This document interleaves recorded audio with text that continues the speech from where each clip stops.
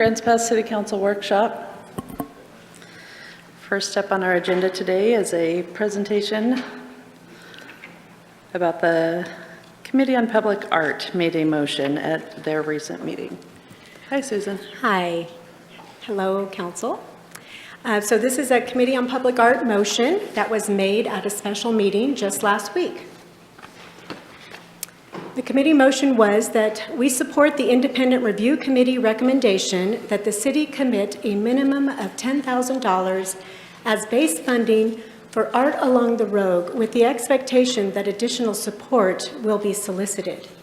And the relationship to your council goals is to encourage economic opportunities. Objective 2, enhance commercial district to create quality shopping and dining experiences. And action 4 is to support continuity of community events. So the call to action is a subcommittee of COPA members will be designated to work with staff and community volunteers to coordinate and facilitate the event. And we have here today Chair Suleya McDougall and Vice Chair Larry Evans, and I'm going to call them both up. Suleya is going to come here and Larry's going to go over there. So you have both the chair and vice chair here to answer any questions or anything else. Thanks, Susan. Thanks, Suleya and Larry, for being here today. Did you have anything you wanted to say first before we ask questions? Yeah, I just wanted to give a brief overview. I think everyone in the room knows what this event's all about, and everyone's very proud of it and missed it a lot last year. So we've been excited as a committee, got involved last week, had a quick meeting, and we're here in front of you again today, and I thank you for taking the time to listen to our hopes and dreams of pulling this off again. And we're down to 3 months. The dates for this, it's looking like the first week in October, which also is nice that it falls on First Friday. For October 1st, I believe, is that Friday, and then we'd go through the weekend. So there's a lot of moving parts and pieces to this. We've got limited funding this year, and we're here to ask for your support to at least get this up to a certain standard with making as few cuts as possible, but we understand the financial constraints that everyone is dealing with this year. When I mentioned the support of our group, we have at least 3 to 4 committee members that will be handling this, and we'll go back and forth with you, as well as Steve Sable, who's in the room behind me, and then additional staff members and community volunteers to help pull this off, because it is a big undertaking, but everyone's excited to do it, and we hate to see it fall through the cracks. So, Suleya, did you want to mention anything else, or we can answer any questions? Let's see, I guess just we agree with the importance and we understand the alignment with COPA as far as housing the event there. To reiterate that short timeline, it is 3 months, right? We would like to maintain as much of the event as possible, including the music, to maintain that level. We saw previous figures of around 23,000 that included the music and the chalk. And so we are asking for 10,000 to kickstart that, and then, like the action said, the hope would be to solicit additional funds. But again, there is a little bit of a risk there because we're on that short 3-month timeline. And we do have Evergreen Bank has already given a green light that they're willing to support it at some level. We don't have a final number from them, but people are already seeing that they want this event to come off and to be something we can all be proud of. And that's kind of where we stand at this point. And we're here to answer any questions you might have. Are you still hoping to bring in a professional artist to do kind of the big featured project? Yeah, I believe that would be an important step. Maybe not, I think we've had 3 the last time, may not be able to afford 3, but at least 1. And to make sure that there is someone, kind of a notable person that we can use in marketing and advertising materials that would help. Council, questions? Rob? A couple things. First, I want to thank you guys for stepping up here to do this, because people love it. It's a great event.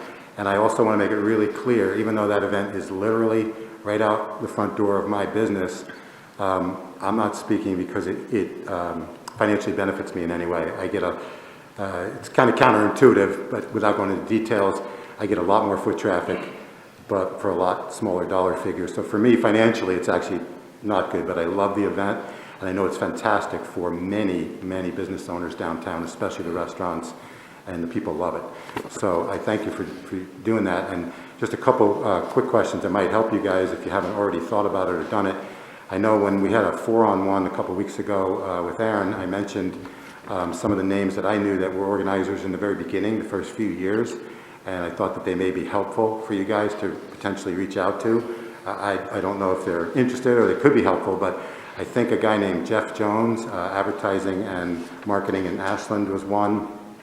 He actually was kind of the guy that organized the whole thing at the behest of, I think, Tommy Drake and Hyla and some of those other people that were on the Arts Committee. So they may be able to, steer you through some of, hurdles that, so if you haven't already reached out to them, you may want to consider that. But no specific questions. I just wanted to make sure that you guys had those names just in case they could be helpful. Yeah, to your point, Jeff has already reached out to us, and we will be talking with him, and that he has done it before John, and is willing to help us out at whatever capacity is needed. So that is good. Just to add one thing, I would say that from my experience dealing with him, I felt that Jeff was a very straight shooter. He always gave me straight and honest answers, and I think that at the time I felt he was very realistic about the space needed, about what they could provide. He seemed to be a real asset back then. Thank you. Brian? Yeah, thanks for being here. You mentioned the $23,000 figure. Is that what it has cost in the past to put this event on, or is that just the estimate for this year? I believe those were 2019 numbers, and when I looked through the budget, a lot of those numbers, there's some missing, some didn't really make a lot of sense, but that's kind of the rough number to pull it off with music and staging and lighting, and there's a lot of components that go into getting music on the Old Owl lot. So that would be a great target to aim for. The event could be done for less than that, we've determined, but at what level do we want to do the event and have something we're all proud of, and it doesn't look like we've stumbled. I don't want to look like we've stumbled in doing this correctly. So there's kind of like this minimum 10,000 threshold with other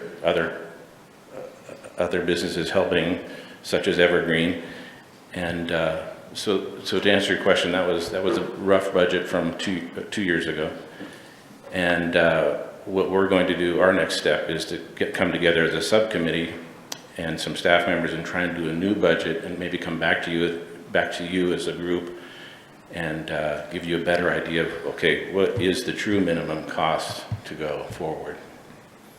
Okay, great. And just to kind of follow on to that, I think what I was getting at with that question is, I know you're on a short timeline and you only have 3 months, but has there been any talk or consideration as far as if you had more money, is there things that you would be able to do above and beyond what has been done in the past, or maybe what you're planning to do now? Oh, I imagine, yeah, I mean, we don't want to be wasteful, obviously, but yeah, more money, you would have more events and longer things and better acts. I mean, you can kind of see, you just keep stepping it up. But we just want to be cognizant of your budgetary requirements as a city and what we might need to pull it off without being too extravagant. Because I think you could also go, we don't want to be too low, but you also don't want to be too high where the general public sees like, oh my God, what's the city doing here? I mean, was this like, did they somewhat open the floodgates? So somewhere in the middle where we have a nice show, it makes sense, and kind of move forward and look forward to building it on that for the following years. Thanks. I could say some of the ideas we could just share a little bit, though. Yeah. There was, some talk about overlaying with some of the goals that COPA already had in motion. For example, we wanted to do wraps on the doors around town, right? Could we take the chalk pieces and make the canvases for the chalk art the same size as the doors that we were hoping to wrap around town and kind of overlay that project? And I think the the independent committee that looked at this, looked at a lot of more children-involved activities, because this little squares during Art and Along the Road, that was a big moneymaker, right? Could we extend that idea to jewelry making or painting with an artist or other activities? Stephen, I don't know if I've missed out any ideas that came up in that committee. Okay, thumbs up. So those are some of the ideas. Great, thank you. Thank you. Are there any other questions? No? Oh, before you move on, Mayor, does Steve want to add anything? Where'd he go? Other? Okay, I didn't want to exclude you because you're part of the group, and if you wanted anything to say. All right. It looks like we have some really good documentation, a playbook, which will be very helpful on such a short timeline. And we'll be using Steve's, the city resource, to help us get there on time. Thank you. Now comes the part where we get to fumble through what we want to do with this, because this is only the second meeting we've had where we've had committee motions come forward to us during the workshop. So thanks for being here to answer the questions. Council discussion. Do you want to decide something today? Do you want to put something on July 7th meeting? Brian? Yeah, I'd certainly be in favor of at least allocating 10,000 for this event. I'd also be interested in possibly considering more depending on what that would get us. But I think I would be comfortable with the 10,000 for sure. Joel? Well, I think too, for time is a good thing, and the sooner we probably approve the 10,000, the better. So I would like to do it today unless there's objections. And any one person that objects, I would delay it. DJ? Yeah, I think this is great. With the expectation that additional support will be solicited, I'm comfortable with leaving that kind of open-ended too, depending on what you guys come up with. So I think 10 grand at the minimum at this point would totally acceptable. Rick? I would be supportive of the 10,000 today. Okay, Vanessa? I'm also in support of the $10,000 today. It may even serve us to put this on our next business meeting, so as you guys can go out and solicit those funds, and if you fall short or if you have any additional needs, you can come back to us and we can readjust that minimum. Brian? I move that we allocate $10,000 for this project. The only question is, I don't know where it's coming from, if there's already a fund for this, so that might be a question. But certainly I'm moving to fund the 10,000. Thank you. DJ second. Aaron, do you have a suggestion or add-on for funding?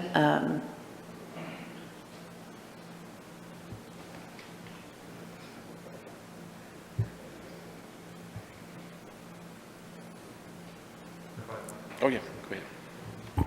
We've got a couple of discretionary locations in the budget for council to pay for this $10,000 out of, whether that's out of the mayor and council budget or the general program operations budget. There's Okay. other things potentially also calling on those resources as well. Just wanted to keep that in mind. Okay, how about, could you line that up for the July 7th meeting, and we'll just give it the thumbs up support today, and then we'll finalize the funding stream July 7th. Does that work? Does that work for you, Brian? Okay. Rob? So I know that when we have been discussing tourism, Adam, you could say that, I guess, or we've been discussing tourism, one of the reasons that we decided to kind of keep some in reserve, not give it all the DMO, was every time we talked about it, specifically we mentioned this event. So you may want to consider that that's where the funding could come from as well, because every time we talked about it, we considered this event as one of the reasons that we had to hold some funding back, because it was events like this.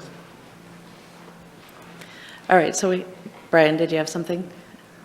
I Adam? was just going to say that we'll definitely be looking at all options of where that could possibly come from for you to make the determination. Yes. Yeah, I think if we're going to run a clean ship, I got to withdraw my motion.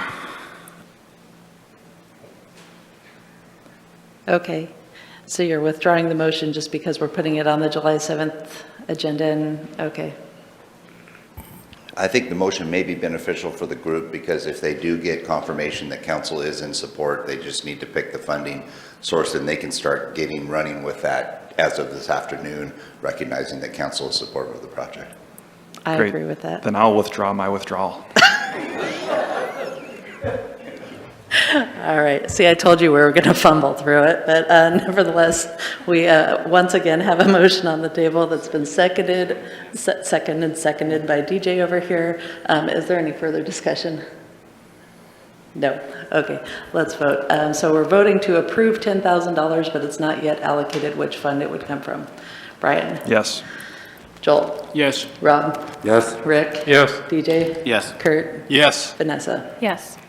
All right. Well, Thanks thank- for thank- stepping up to Thank you. take this over. We're looking forward to it. Yeah, that'd be great, and if we can hurry and pull together a list of what our plan is, kind of along Brian's question, and maybe have a small presentation on that July 7th meeting if you have room in your agenda. Okay, that would be you. fantastic. Thank you. Thanks for being here. All right. Next up, body cam policy, and it looks like Chief Hensman is here today to present on that.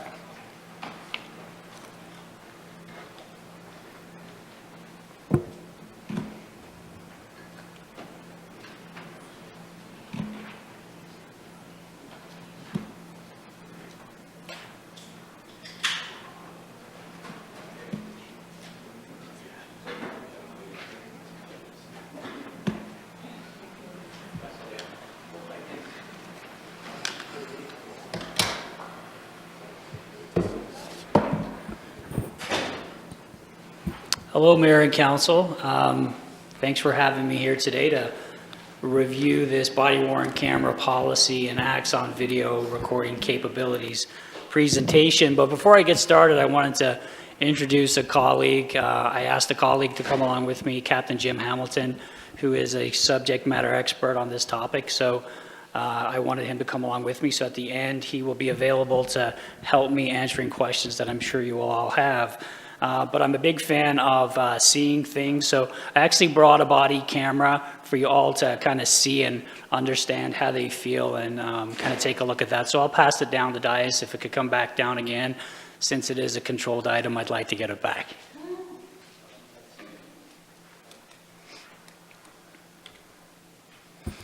So today's subject and summary, body-worn camera policy and Axon ecosystem capabilities. Axon is the company that we purchase our body-worn cameras from, but also, too, it's going to be of great importance to go through the Law Enforcement Services Policy Manual, which we contract through a firm called Lexipol. Relationship to your council goals, this supports council's goal to enhance community safety by employing advanced technology and increased proficiency to safely apprehend criminal offenders. So let's start off with a background. If you recall, back in January, it was January 18th, a workshop, council requested an email communication between myself and Councilor Pell regarding body camera policy concerns. January 22nd, I did send a memo through the city manager outlining that communication and the body camera policy.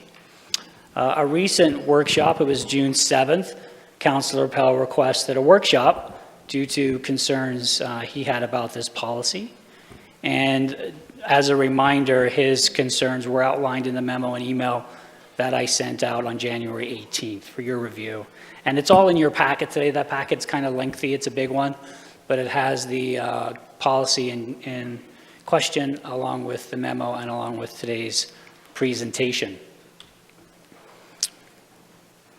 Some of the concerns Councilor Pell had were directly related to what was called a policy scoreboard, and it was developed by a group named Leadership Conference on Civil and Human Rights. And that address, the www behind me, is if you're interested in researching that and checking out a little bit more.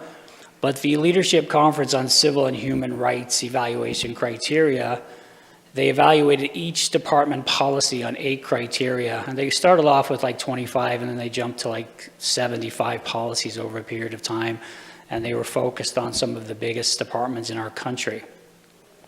They believe that these are among the most important factors in determining whether the proper policy safeguards are in place to protect civil rights of recorded individuals.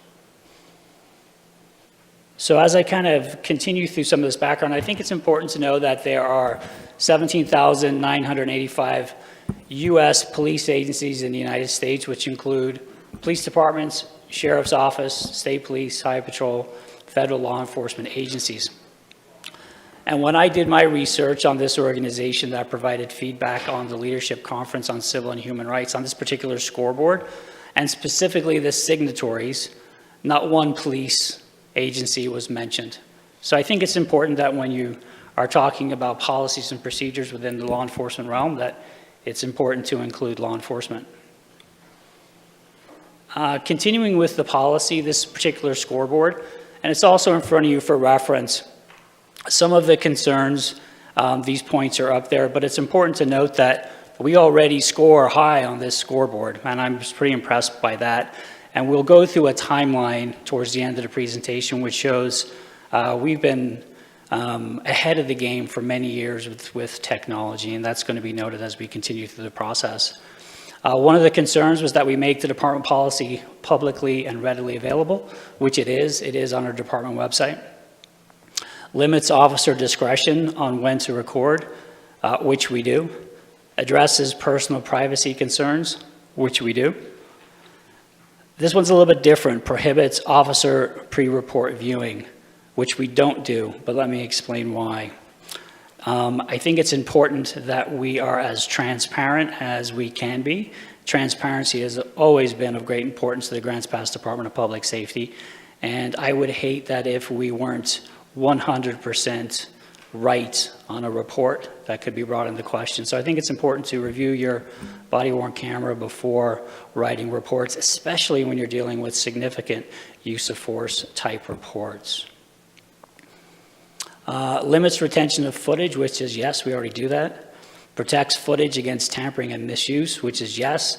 We've also taken it one step further, and we significantly lock down access. So it's not just readily available to everybody to take a look at. Our recent officer-involved shootings would be a perfect example of that, and we locked down that video almost immediately to those with a need to know only or a need to see. And then makes footage available to individuals filing complaints. And I put depends on that one because my philosophy is that we always allow a complainant to watch a video, but we have to use great caution that it doesn't hinder an ongoing criminal investigation. So we'll, I'm sure, talk further about that as we move through this process. But all the times I've made myself available for people that may have concerns about what was recorded and what happened, have not taken me up on the offer to view the video. And then limits the use of biometric technologies, which is a yes. Okay. I think it's important to know exactly what these capabilities are. So I do have a short video that will give you all a greater understanding of the capabilities your police department has.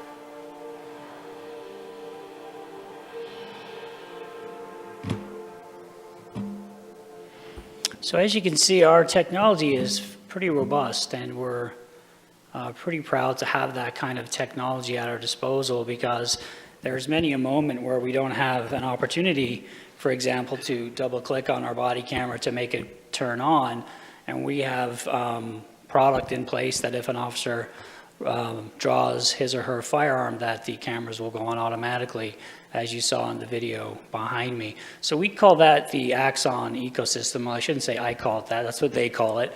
And the ecosystem is this bundle of technology that has paid huge dividends within the Department of Public Safety over the last couple of years. And a point of reference too is it's now available to us for a supervisor who may be 10 or 15 miles away from a scene and obviously can't get there in a hurry, to just link in and watch what those officers are actually doing. And Jim might correct me if I'm wrong, but I do believe our last officer-involved shooting, that may have occurred. As we delve into the policy, I think it's important to note the purpose and scope for our entire policy manual. So this is the Bible that the men and women of our department have to adhere to. And it says there, as you can see in the purpose and scope, that all members are to conform to the provisions of this manual. So anywhere within the department policy manual, policies and procedures, and there's well over 1,000 pages, they have to conform. And there's a series of definitions that start us off on the policy. And I added just a few because these are the ones that I think are of interest during today's presentation. But right at the beginning of our department policy, it defines what shall or will means, which indicates a mandatory action, or should, which indicates a generally required or expected action. And I have a lot of expectations, absent a rational basis for failing to conform. The body-worn camera in and of itself is a big one, and I'm not going to go through it individually per section, and you all have it in front of you there, but it goes through the purpose and scope, some policy disclaimers, privacy, responsibilities, activation, recording cessation, surreptitious recording, explosive devices, prohibited use, and it goes on. And that's just one policy. So as we talk about Lexipol, Lexipol in essence was developed by a series of attorneys and risk managers involved in public safety. And they want to ensure this consistency among agencies and to ensure our constitutional procedures and our laws are followed. But specifically, Lexipol provides a fully developed state-specific policy and researched and written by subject matter experts and vetted by attorneys. Policies are based on nationwide standards and best practices, while also incorporating state, federal, and regulatory information and changes. And best of all, Lexipol keeps policies updated, saving time and money.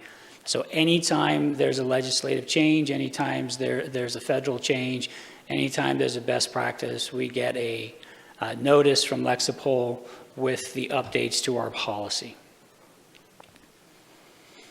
Continuing on with Lexipol, Oregon has about 177 law enforcement agencies, local, state, tribal, university, and federal. 130 of those Oregon law enforcement agencies use Lexipol for policy writing and management. Continuing on, Lexipol policies cover all operational areas, researched and written by public safety and local government professionals, as I just mentioned.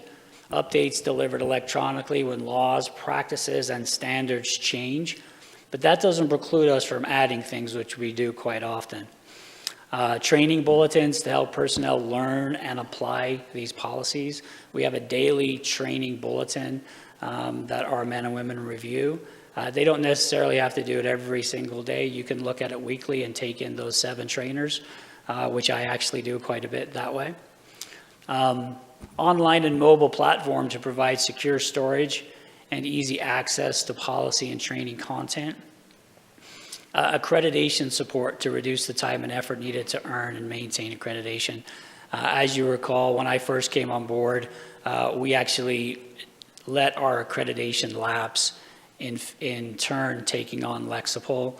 I'm a firm believer that you need both. You need the Lexipol plus the accreditation piece, which I think increases our transparency within our community, but also too, the expectation is clear to the men and women, and there's no surprises on what I expect from them. Policy implementation and management services to help adopt these new policies faster, free up staff to focus on the organizational priorities, which we all know there's a lot of them these days. So there's the shall or will. Again, I won't go through the definitions, but what's important is words such as must or shall should be implemented from best practices and replace words with should. Words that indicate there's no discretion might permit that policy to be viewed by the courts as a standard of practice, which could increase our liability. Courts hold public safety liable for the standard of care, but not for a higher level of best practice. So why do we have policies? We kind of touched on that already as I went through it. Employees know what's expected of them. It's very important. It's easier to maintain our high standards, which are incredibly high, better service to the community and safer to the men and women out there every single day. And you've heard me preach on and rant on about building trust and nurturing police legitimacy. This also complements the mission to build trust with our community and nurture police legitimacy in general, because it's important to support the profession nationwide. So the policy and training, the policy itself is over 600 pages, the procedure 500, those daily trainers that we talked about, it's regularly reviewed and made frequent changes, and it's accessible via phone and computer, so that technology piece is great to see it updated. Oversight, though, the oversight's incredibly important. Supervisors must hold employees accountable. It's expected. They know it, and we hold ourselves to that high standard and that expectation. One of the things that I found unique about Grants Pass Department of Public Safety when I came on board that I actually hadn't seen anywhere, and I've been to a few police departments, when our officers, when our staff make mistakes, they let us know, hey boss, I made a mistake. And sometimes I've even seen officers write themselves up and send that to me or send that to one of the staff, which I find to be unique, and I find that it kind of tells me we're doing something right, so I appreciate that piece. Lexipol tracks when you review your policy and when you do all the changes, which is also important to keep a record of everything that we say we do. So the Oregon Accreditation Alliance is the accrediting body for the state of Oregon, or within the state of Oregon. We were accredited a few years ago, but we did let that lapse. When I came on board, that was one of my goals as the new chief, was to reaccredit the organization. And it takes some time, it takes quite a while. So we are very close to completing our accreditation process. I think we will be inspected soon. They will be coming to the department, and they will be going through all the books, and it's very stressful, but I know we will get through it without a hitch, and we will achieve that accreditation status. With that said, with the most recent police reform, House Bill 2162 now requires police agencies with more than 35 officers to receive accreditation by July 1st, 2026. We're well ahead of that game, and we expect to be fully accredited by the end of the year. Accreditation enhances the community's understanding of the agency and its role in the community by adhering to an established, uniform set of best practices dealing with life, health, safety, and high liability exposures. As you all know, we are all risk managers within the city of Grants Pass, and the police department arguably has the highest level of liability type exposure. So we need to be on our game when it comes to liability. Agencies must adhere to 106 standards, which are based on best practice policies established both nationally and through the Oregon State Legislature. Accreditation is one step towards that building of trust and legitimacy within our profession that we spoke to. Lexipol policies, should I say, reflect the Accreditation Alliance standards by incorporating the state and federal regulations. 95% of the 68 Oregon agencies involved in the accreditation process utilize this Lexipol manual as well. And Lexipol and the Oregon Accreditation Alliance continually review new legislation, statutes, and case law to ensure agencies are receiving the latest updates, policies, and procedures. Back in the day, it was just we would hope the district attorney would share words of wisdom on how we updated new laws and rules and regulations. This makes it more efficient and more practical and timely, because it's very important to, when something is changed within the state, that we make that change unilaterally. Public records laws. Body-worn video is exempt from disclosure under ORS 192.453 unless public interest requires disclosure in the particular instance. The release of body-worn video recordings resulting from a law enforcement officer's interaction with members of the public is generally exempt. When a recording is subject to disclosure, the following rules apply. A video recording disclosed under this subsection, must, prior to disclosure, be edited in a manner as to render the faces of all persons within the recording unidentifiable. But continuing on, so what is this definition of public interest? An incident that affects the community or society as a whole, in contrast to a concern or interest of a private individual or entity. In part, Oregon law considers privacy matters in the following way. If public disclosure would constitute an unreasonable invasion of privacy, unless the public interest by clear and convincing evidence requires disclosure in the particular instance, the party seeking disclosure shall have the burden of showing that public disclosure would not constitute an unreasonable invasion of privacy. While I was on the public records piece, I feel it's important to share with you extended trauma and how it's affecting law enforcement personnel with post-traumatic stress. So when you release body-worn camera and it's uploaded on sites like YouTube and CopWatch, the repeated viewing of a traumatic incident captured on a body-worn camera increases the chance of long-term post-traumatic stress disorder and depression for those individuals involved.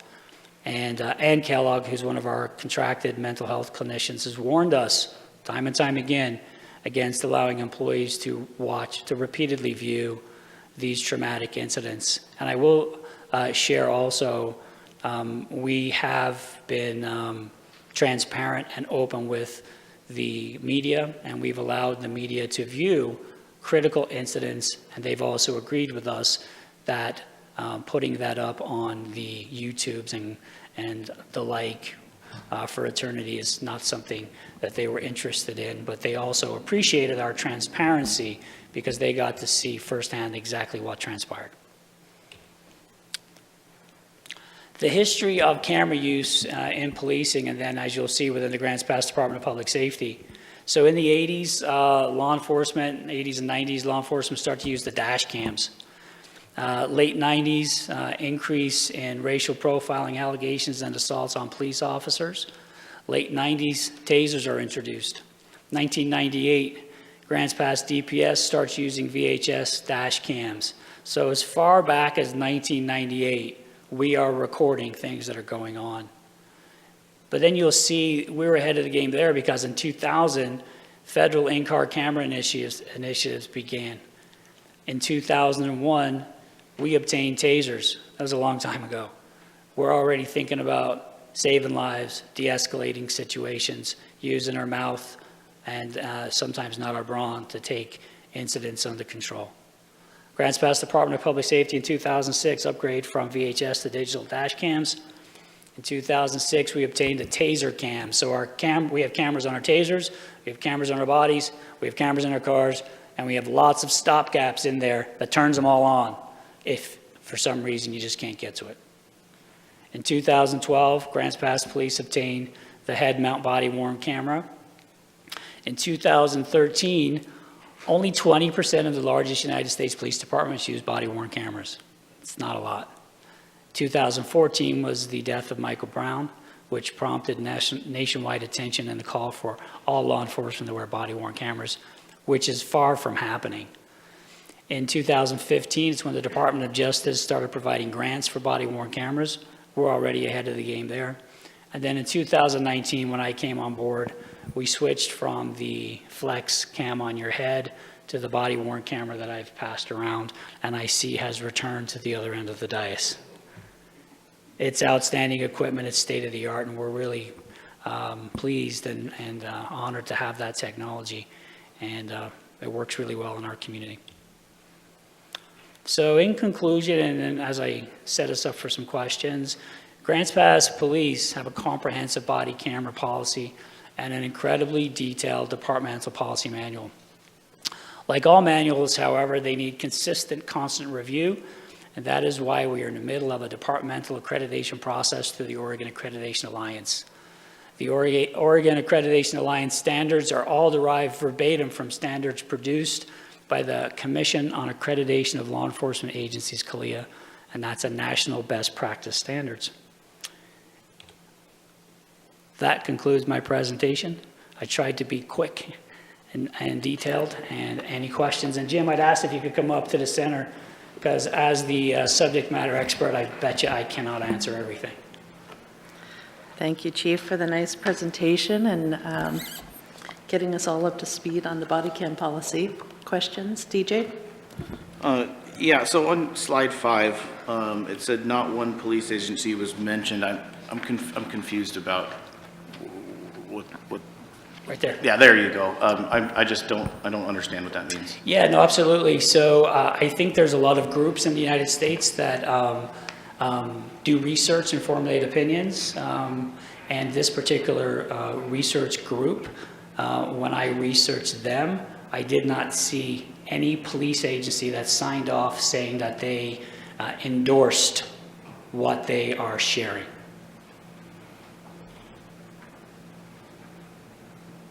So there's a lot of groups that say this is what police should do, and there's no police that were brought into the conversation to say, yeah, I agree, or I disagree because. Okay, yes, I That's what understand. that means. So I apologize if that wasn't clear. No, it's fine, thank you. Other questions? Brian? Yeah, thanks, Chief. On one of the slides, you mentioned that I believe it was 73% of law enforcement agencies in Oregon use Lexipol, and I was curious what the other 27% do, if you have any idea. They do it themselves, and I certainly wouldn't throw any police organization under the bus, but I bet you they have a hard time doing it themselves because it's usually the smaller agencies, and they're just finding that free moment in their day to write a policy. Typically, they'll reach out to other agencies and say, hey, we could use some help. Do you have any sample policies that we can put something together with? Do they continue to do that because they can't afford Lexipol, or do you have any, do you know why they would do it themselves? I think the majority of it is they can't afford it. However, if you do come from a large police agency, I did work for the Las Vegas Metropolitan Police Department. That's an agency with 7,000 people, lots of attorneys on staff, lots of risk managers. They write their own. Thank you. Joel? Well, first of all, I'd like to honor the past and the good job that the Department of Public Safety is doing. I'd also like to honor Rob for bringing up the subject because it's a very timely subject. And it's good to honor people. So whatever is honorable, whatever is true, focus on those things. That's a very powerful thing to do. The difference in best management practices, the difference between should and shall, the best management practice that the lawyers and all these other law enforcement agencies that abide by this contractor recommend in body cam use, the should rather than the shall. And if I understood correctly, it was because of the lawyers had some liability issues that had happened across the nation when they had shall versus should. And were those privacy laws? Or were those situations where a camera wasn't working and the people then didn't respond because they have to have a body cam on them and something happened that held them responsible? Or there has to be some history behind that. Yeah, absolutely. Jim and I spoke to this earlier today. Jim, actually, you articulated far better than me, if you want to jump in on that one. Yeah, so you're hitting the nail on the head. One of the issues, and I also spoke to two of our attorneys who are currently working with us on our two large lawsuits that we're defending right now, and they both had the same opinion in that you paint yourself into a corner of a shall. Shall says this absolutely has to happen, and there are going to be times when things happen. It's electronic equipment. It can fail. We know that that's happened. That's why we have backups in place as well. But if an officer goes to a scene and they're required, there's a shall that you shall record, and for whatever reason something happens and the camera does not come on, you've instantly dropped yourself into the litigation of you violated policy, and they said now we're behind the curve trying to defend that. So essentially with the should, it's an expectation, which means you are expected to, and we do hold our folks accountable to that. I can tell you that I've personally been involved in a couple of personnel disciplinary actions where we did write people up for not activating their cameras when they should have, and that's kind of a known with our department. But the should is the expectation is you should return it on. Could there be an incident where there's a justifiable reason or an explanation as to why? Yes, and that's what you have to give for, is you have to allow for that piece, and the should allows for that, for accidents, for failure of equipment. You know, in a foot pursuit, you trip and fall and you break your camera and you're no longer recording. Well, you shall record. Does that mean that you stop chasing the murder suspect because your camera broke? No, you're not going to stop. You're going to continue to catch a bad guy. So hopefully that answers it. Thank you. Thank you. Rob? Thanks, Chief. Appreciate the comprehensive, you're comprehensively addressing this. And I have one quick question, just a couple of comments, and then I'll have some more a little later, but one quick question, a couple of comments. I have to say that I'm extremely impressed with how easy it is to access our body cam policy on our website at this point. I know that when you and I first spoke, none of the policies were on the website, but you and or IT should be commended because it's really easy now. You just type in your search for police policy manual and it's there. And I can tell you, because I've looked at some of the others now, there's some cities it is not there at all. One city this morning that I was on the phone with, Medford, it was actually comical. The woman, the supervisor I spoke with, didn't know how she could access it. She had to call me back. And I felt like a safe cracker with a stethoscope. She's given me the combination on the website. It was crazy to find their policy. And ours is right out front, and it is really, really easy at this point. I was also very impressed last summer when I first looked at this at how well we did on the scoreboard that group has set up. Very, very, very close to, I would say, almost close to a perfect score. I don't think, my question was, because I want to let anyone else ask questions also, now I haven't looked at that group or that scoreboard. I don't remember them making recommendations. You characterized them making recommendations. They did have, I think, 8 different criteria and 3 different levels, and I found that to be a really great jumping off point to look at different policies for comparison's sake. I don't remember them making recommendations. I wasn't looking at their recommendations, but I did find that to be a great jumping off point. Do they actually make recommendations? You know, I could, off the top of my head, I can't see the term recommendation, but I do think it's a great way to start off the conversation with community meetings.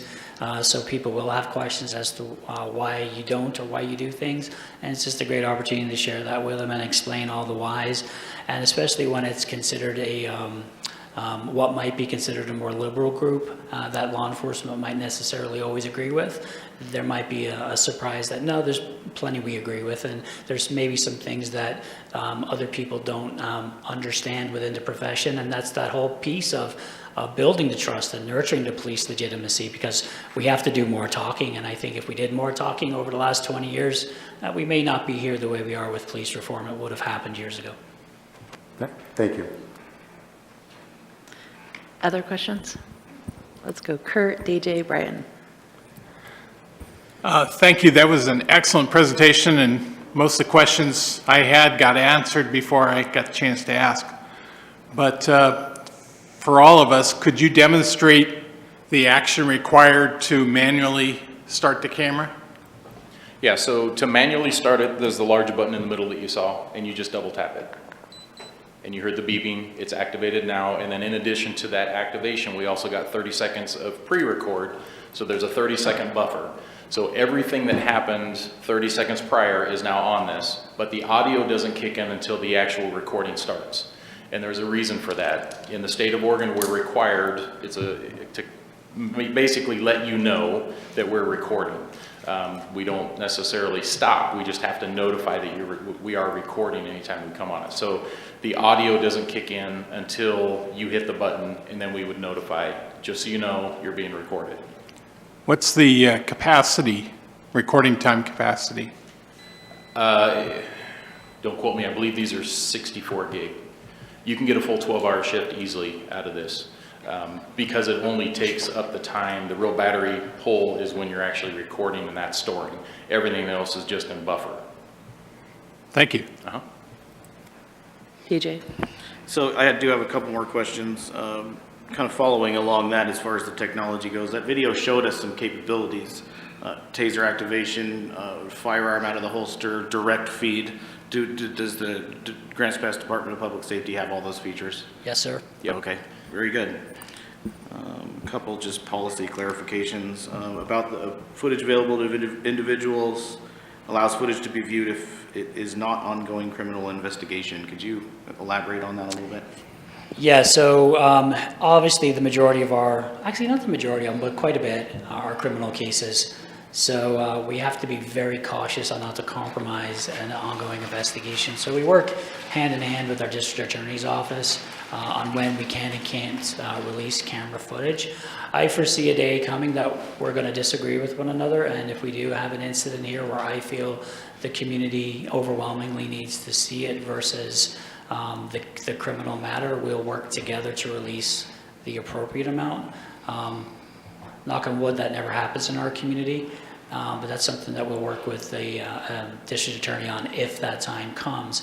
But also, too, most interactions where people feel unheard are typically non-criminal.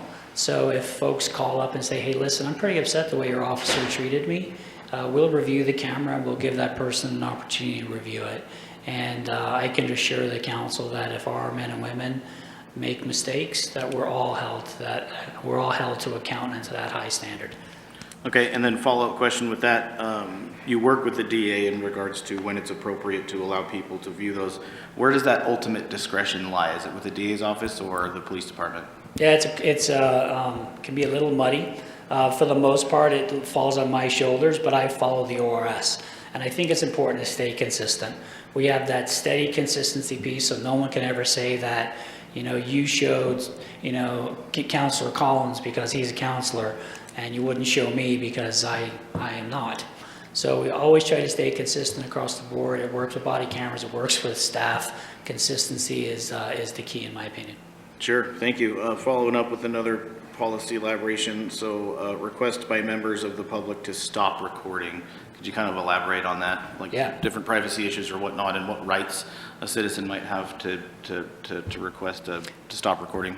Yeah, sometimes people just don't have the right to tell us to stop. Well, they have the right to tell us to stop. Whether we stop it could be a different situation altogether.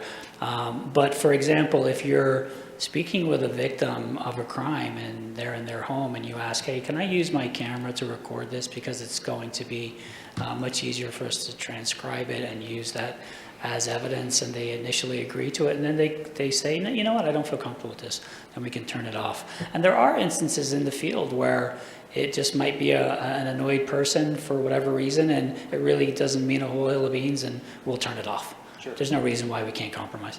Sure. Sure. One last question about sort of rights of the public in regards to public recording police interactions. Does a member of the public have a right to record regardless of concerns about investigations or otherwise? Yes, sir, all day long. They can record us all day long. Thank you. Police have been making mistakes with that one for quite a few years. Brian? Yep, thank you. I had a question, actually two questions about the accreditation. Yes, sir. The first one is you mentioned that there are 68 Oregon agencies involved with the accreditation process, and I was just wondering if you could give us kind of a flavor of what those agencies are. Is it other police agencies? Is it state agencies? Is it nonprofits or? No, it's all policing, and it will be all majority municipalities. And they also see the value in accreditation. And what this accreditation alliance really helps with is all of those critical policies. There's a whole bunch of criticals, your domestic violences, your search warrants, your body camera policies, your vehicle pursuits. There's a ton of them out there, but then it helps us remember there's a whole lot more that we deal with every single day. And if we don't pay close attention to that, we're liable to make mistakes, and we don't want to make those kind of simplistic mistakes when it could have a big, it could implement or it could affect something in the long run. Okay, thank you. And then to follow up, you mentioned that the accreditation process involves going through the books, and I was just kind of wondering if you could maybe speak to that a bit more. Yeah, going through the books means a site visit. So literally they will show up on our doorstep and we'll let them in and we'll open up the safe. And they can go through every policy, every procedure, every vehicle. They interview me, they interview Jim, they interview a lot of people. And there's no escaping. If they find something, they document it and they report on it. And then we fix it. Unless you don't want to be accredited, then you don't fix it and you don't get accredited. But we're committed to an accreditation. We're committed to a successful accreditation, and our doors are wide open to the Oregon Accreditation Alliance. Thank you. Rick, then Rob. Thank you, Chief. I feel the presentation was very informative. One thing you mentioned report writing, it's cut it back with the cameras. Does it totally eliminate it or reduces it 80%? Because I know report writing can be real intensive. Yeah, there's some inaccuracies in there, and I just wanted to hit on one I just mentioned in the public recording the police. Obviously, depending on if they get right in my face and they hinder my action, that's a different story. The public can't do that, but at a safe distance they can. And then going back to that, the technology they showed with the body camera recording the license, the driver's license, we don't have that availability yet. There's some artificial intelligence and some biometric concerns there too that we have to adhere to, so that's something we don't do. But the dictation piece is there, and it's not perfect yet. We're still, Jim, can you comment on some of that? Yeah, so we have a couple of hurdles with that. Number one is we've been working with Axon since 2017, I believe. And basically we've allowed them to build their AI off of our files, so that way they can do it. They redact everything out. It's in a very secure location. So what they do is they are learning, the computer is learning speech patterns. It's learning how to pick up words. So they're currently somewhere in the 80% range accuracy. So essentially, in order to do that, we can actually do a dictation of that video, which will bring it all up, but it requires the officer to go through and read while they're watching the video, and then they have to make corrections as it goes through because it's still missing some.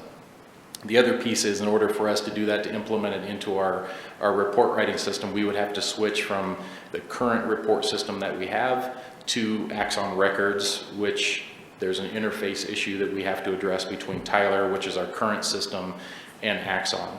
So that's a down the road thing that we have to work with IT to figure out how to make that network and not cause slowdowns with other parts. So like if we do something where that Axon system is integrated into Tyler and it causes our CAD system or our record system to slow down, that would be a problem. So we're trying to figure that piece out, and that's a down the road thing. And then like the chief said, some of the tech that they're showing you there is kind of a sales pitch, but they're very close to actually having that up and running. So we will have that. And if you think about it, like you said, even if you give it a generous estimate, let's say 50% of the time the officers spend typing and writing reports. Some are faster than others.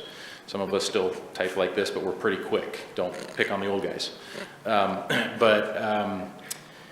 If we could reduce that to say even 25%, that's, if you take a shift of 6 officers, that's an officer and a half that's now back on the road. So this is definitely a direction that I mean, as an old guy looking in, I've been in here for 30 years now, and I'm like, man, that is like the time saver.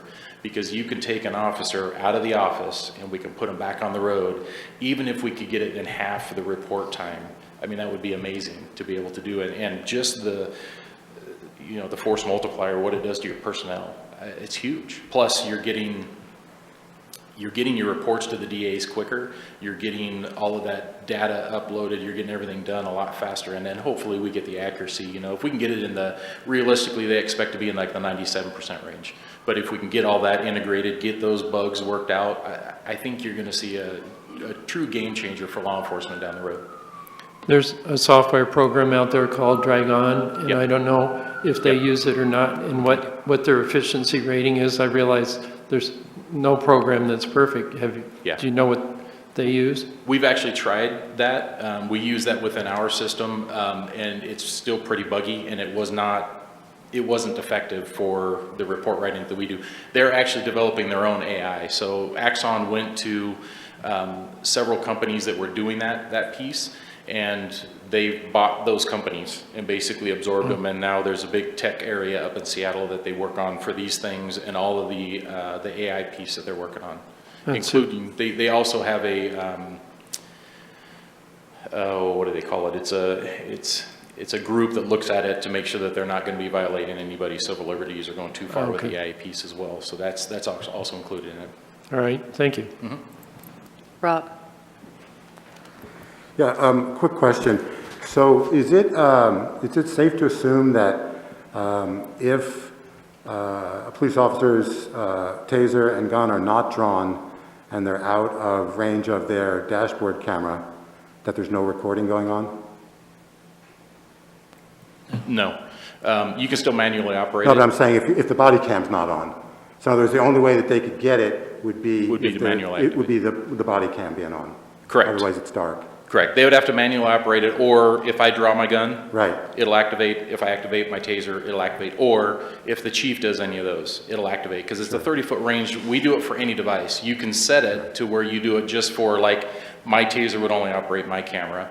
My car would only operate my camera. But we've set it for any device within that 30-foot range, that circle. So we activate everybody's camera. So if he's coming around the corner and doesn't know that I'm drawing my taser, his camera starts recording as soon as mine arms, and I can't remember the time. I want to say it's like a 30 or 60 second time frame that activates. Yeah, that all sounds great.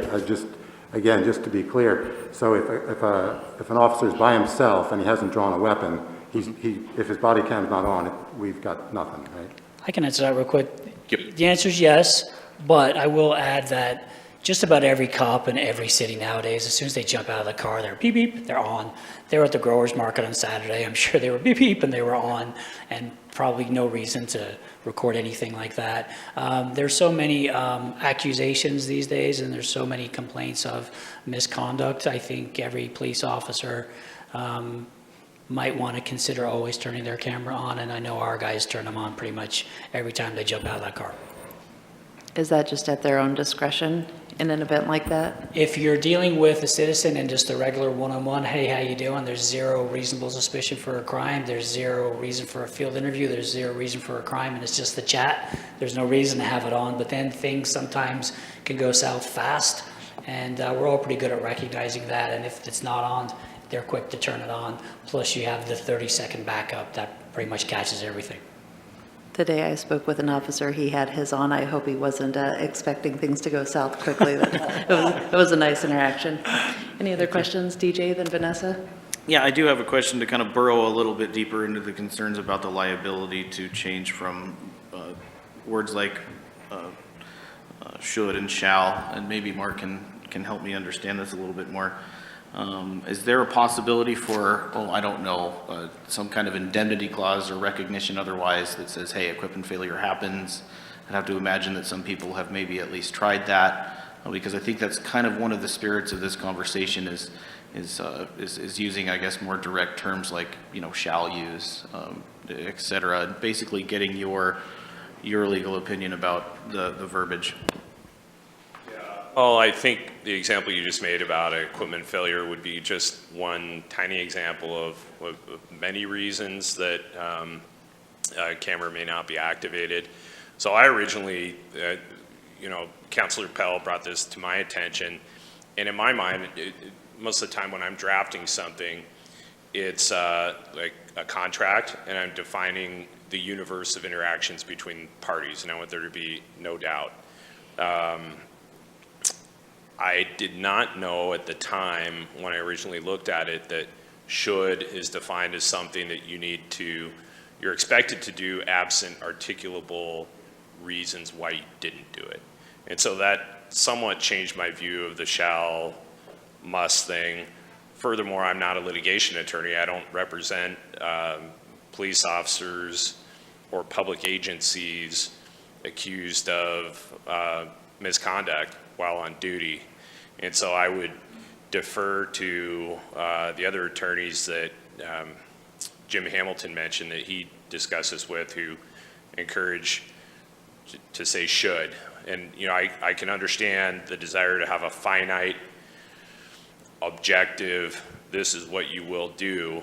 But I know that the world of law enforcement is very fluid and discretion is extremely important. So I just don't think that you can cover the bases with a self-serving indemnification. I think the closest you can get is say should, but should is not just left to your interpretation of should, meaning, well, you should, but if you don't, that's okay too. It's should, and if you don't, then you have to articulate why you didn't. So it could be that it broke, it could be that something happened so quick that you were unable to activate it, a million different reasons. No, that clarifies this for me, thank you. Vanessa? Thank you for that very detailed presentation. I appreciate that. On slide 6, there's a mention of limitations for the use of biometric technologies. Can you elaborate on those limitations and maybe give a little background on what biometric technologies are? Yeah, it's just, help me with the terminology, Jim. It's the facial recognition, and we don't have that activated. It's currently not even by statute allowed within the state. Thank you. Yeah. Any other questions? Brian, then Vanessa. Yeah, thank you. I just had a question about, so the accreditation process has all those agencies that are a part of the Alliance. Are there any non-law enforcement groups that review policies that are, respected, that give kind of, maybe a different perspective, like a community perspective or some other perspective that's not coming from law enforcement? Yeah, I can't speak for the Oregon Accreditation Alliance or the CALIA organization, but there are organizations like PERF, the Police Executive Research Forum, highly respected organization nationwide. And yes, of course, they are police affiliated, but they also do a significant amount of research that's validated. The International Association of Chiefs of Police, along the same line. We don't live in a cookie cutter bubble. We actually are absolutely just fine with dealing with defense attorneys and prosecutors all in the same room.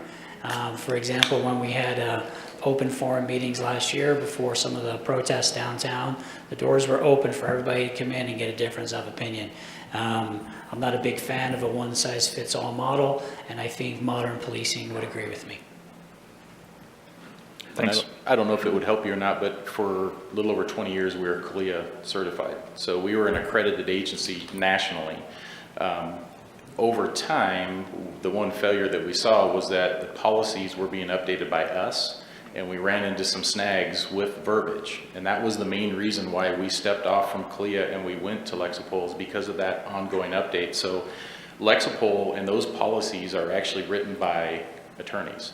These are attorneys that are litigating those cases. These are attorneys that are living in the courtroom and going, okay, we stumbled on this word, we've got to fix this, let's make sure that it's there. In addition, they monitor the U.S. Supreme Court, all of the Court of Appeals, state circuit courts, state Court of Appeals, U.S. or state Supreme Courts as well. So the policies that come to us that most of the OAA uses, it's not written by officers, it's actually written by the litigators. It's actually written by the attorneys who are going in to defend that to make sure that, hey, we're following the standards that's coming from, whether it's the top of the chain at the U.S. Supreme Court or it's a Court of Appeals through the state of Oregon. We're complying with all those, and that's how they write them. So it's not just there. And then CLIA, their standards are also set where they have researchers that are involved, they have academia involved, they have chiefs involved, they have there's like physicians and PhDs that are involved. So all of those people come together to set that best practice, and then they shoot it out to try to get the consistency across the board. So OAA is kind of a sub of that because they follow along the same standards. So I don't know if that helps or not. Yes, thank you. And just one more little follow-up. You mentioned when you were working in the Las Vegas Police Department that they write their own policy, and I've read that other large departments sometimes choose to just do their policy in-house. I'm just curious why they would choose to do that if Lexipol's kind of already doing the work, and if there's a difference with maybe a larger department as opposed to our size. Oh, absolutely. The larger departments, it's a my way or the highway, and they like to maintain the control. And that's okay. It's your organization, it's your city. If that's what your community wants, that's fine. But also, too, they can afford it. The risk management section in the large department is probably half of my budget. I just can't afford it. It would actually be a fun exercise to do it ourselves, but I just can't afford to hire a couple of marks and a few risk managers. That would take up a couple of teams. All right, thanks. Vanessa, then Rob. Is Lexipol services utilized for all of the Department of Public Safety, or is it just utilized for the police division? All of the Department of Public Safety. Our fire department are being getting theirs up to standard right now. It's taken a bit. It was new to the fire department, but we expect their policy manual to be up to speed by the end of the year. Thank you. Rob. Yeah, I'd like to comment a little bit, maybe a few comments, but specifically what Brian was saying, or Brian's question about, who creates policy and so forth. I just want to hand these out now. You don't have to look at them now, but this is from the Bend Police Department. There's, I think, 10 here, so maybe one from Chief or one from Mark or Aaron or whoever. I'm not sure how many, but you could pass those around. But what I found really interesting and how this applies to what Brian was saying is that Bend Police Department also uses Lexipol. And it says, right down at the bottom, you can see copyright Lexipol. And yet their body cam policy has some significant, a lot of similarities to ours, but they specifically do use the word shall, that the body cam shall be activated, on these different, at 8 different points.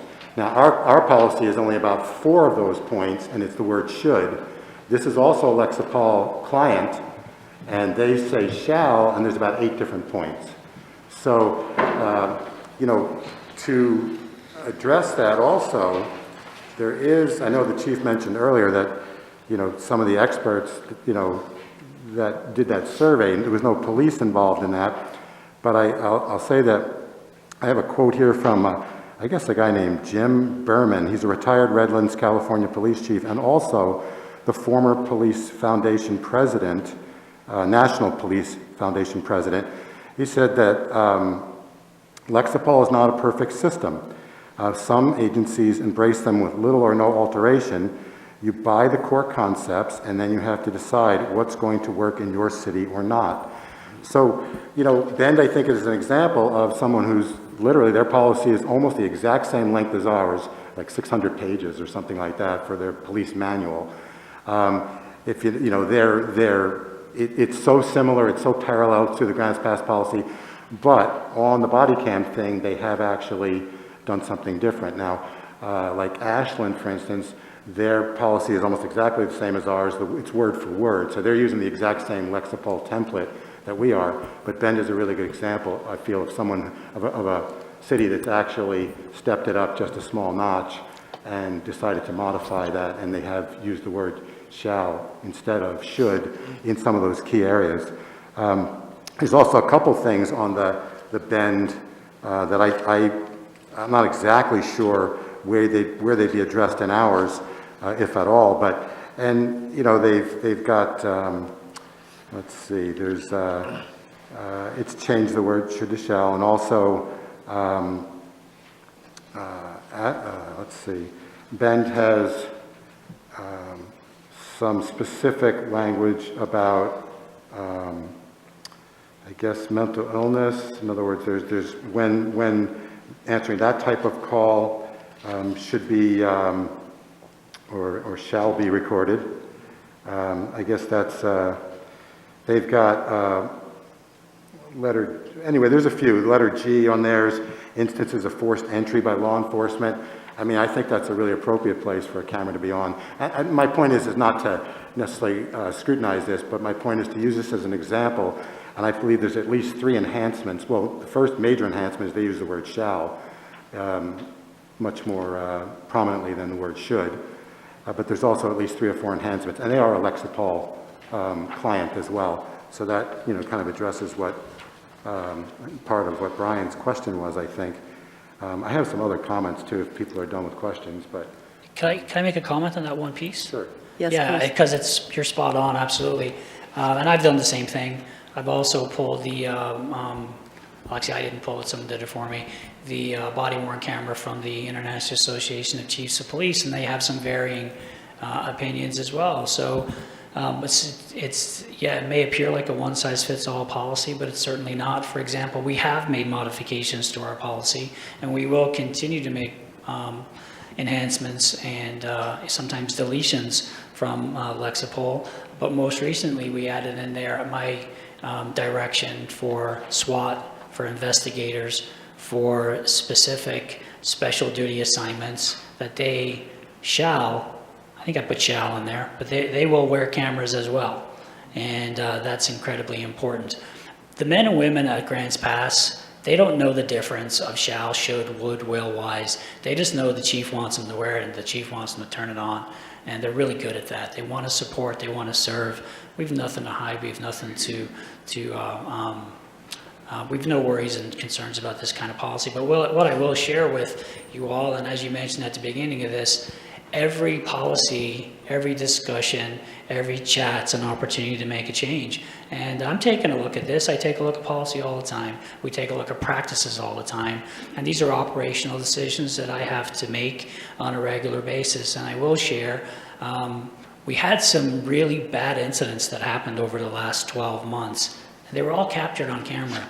And it served the community, it served the families well. So we could put some things to bed. Are we perfect? No, we're far from it. But when we find that we have a location to get better, we get better. It's like putting the policy on our website. We're going to do that. And I take heed to everything I hear today, and we'll take a look at our policy. And if I feel with command staff that we need to correct a few things, we'll definitely do that. Mm-hmm. Thank you, Chief. Do you have more, Rob? Yeah. Thank you, Chief. I appreciate that. And I also just want to add that there are plenty of jobs in the city of Grants Pass, you know, the municipality, that I could probably do at a fairly acceptable level. Maybe not exemplary, but acceptable. Police officer's not one of them. I don't kid myself. You guys have the toughest job in the city. There's no maybe about it, and you're the I would say it's the tightest department as far as how well it's run, just from my observation from the outside as a citizen. So you guys do something that I'm happy to pay you for that I wouldn't do it's a job that I don't want to do because it's tough. I know that. I would say that, you know, practically every month we hear of somebody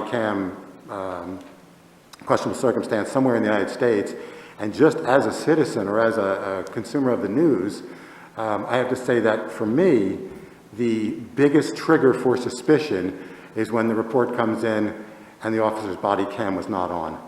I mean, I can't think of another thing that raises more red flags in my mind to say it wasn't on. I'm like, what do you mean? You had it, you didn't turn it on?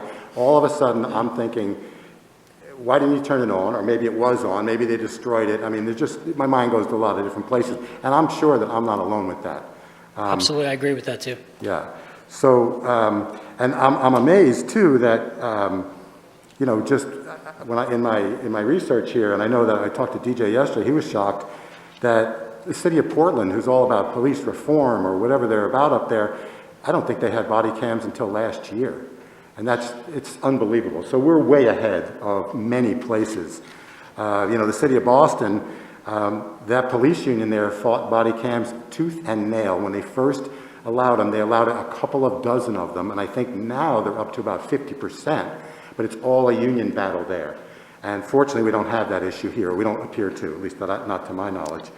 But, you know, in addition, though, I'd also, you know, something else that I reviewed is, I guess there's an article published in the Texas Law Review, and it concluded that in many cases, Lexipol has resisted efforts to craft policies that go beyond the minimum requirements of court decisions.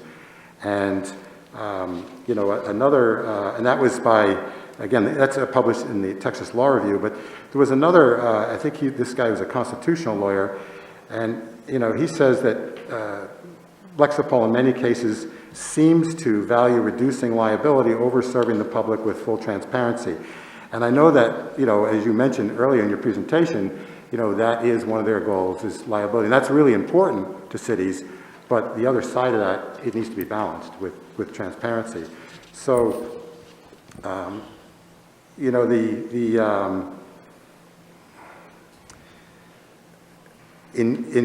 you know, and I'm not exactly sure of the complete context of this, but a very recent USA Today article, I think it came out last week actually, they quoted one of the founders of Lexipol, Bruce Prayett. One of our secret sauces, so to speak, is that rarely, if ever, will you see us use the word shall in our policies. And I found that to be really interesting, and even more interesting when I started looking at our Grants Pass manual. When it comes to use of deadly force or use of firearms, the word shall is used almost exclusively. It's like there's no debate. You know, it's like really, really rock solid. And so they use the word shall, but when it comes to deadly force, at least on some of those issues. But as far as the body cam, to me, you know, that's a really important piece. And I would add, you know, I gave out and I have for you too, a copy of that, well, you can certainly look it up online, the bend policy. There was one that I found in Eugene as well, that I found, and I don't know, you might, yeah, from Eugene's policy that I didn't see anywhere else. It says the body cam shall be turned on. It's in their list of shall. They don't use Lexipol, by the way. They create their own.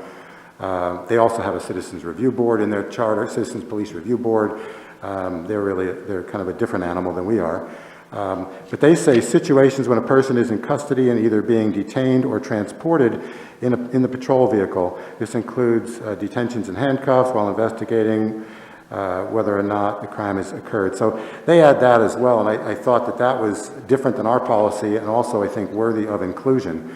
So there's, again, to me, the word shall is very definite. I think that if an officer goes to turn that camera on or activate the camera and falls down and it breaks, he's done what he can do by turning it on. He or she has done what he can do by turning it on. I don't think that's an issue, and I'm not a lawyer, but I can't imagine that's a liability concern in court if the thing breaks after it's been activated. So, but I think that activating it, because there are times when the weapons are not drawn, there are times when they're out of range of the car, I think that without the body cam being on, there's nothing. So, and as you said, everybody's concerned with all kinds of liability and suspicion. I think that we can get past that, because I think that the time to work on our policy is like right now, when we don't have any high emotions or high accusations or anything like that. Everything's on really good footing. We're not dealing with an issue, but I think that we can make the policy better in a couple of different ways before we have an issue and before things get fired up. Yeah, and great comments, thank you. And I think it's important to learn from me that our police union supports management 100% when it comes to policy and procedure, specifically the body camera, because there are several agencies out there, one of which I may have worked with, that didn't appreciate quality checks on officers. We randomly check our folks all the time. We can jump in and check out what they're doing whenever we want, and they applaud it. We're a team and we work together, and there's no issue there whatsoever. Going back to the bend policy, I think there's a lot of philosophy built in, different police chiefs, but I could probably go through the 8 points and tell you that they're included in our 4 points. It depends on how you articulate the facts and circumstances and the reasons why. I think it never hurts, though, to review all these policies, and if it takes adding a couple of sentences in there, that's an easy fix, much like we did with the SWAT and the investigations, add to the policy. Any other questions, Brian? Yeah, thank you. I'm just curious, kind of going off of what Rob said, there are some limited situations where we're not filming. I'm just wondering what it would take for us to resolve that. I mean, is there something where we can have the body cams go on when an officer steps out of the vehicle, or just something so there's just no gaps? Yes and no. If our body cameras were on all day, we wouldn't be able to get through the day. We'd run out of battery. That's one problem. But also, too, is we can't take away officer discretion either. We have to try to maintain some sort of officer discretion in when to activate the camera, when not to activate the camera.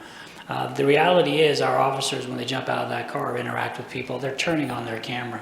And it's important to manage situations and manage scenes as well. Right now, for example, we have the all-you-can-eat OSP 7 system, which includes all-you-can-eat storage. That day will probably go away.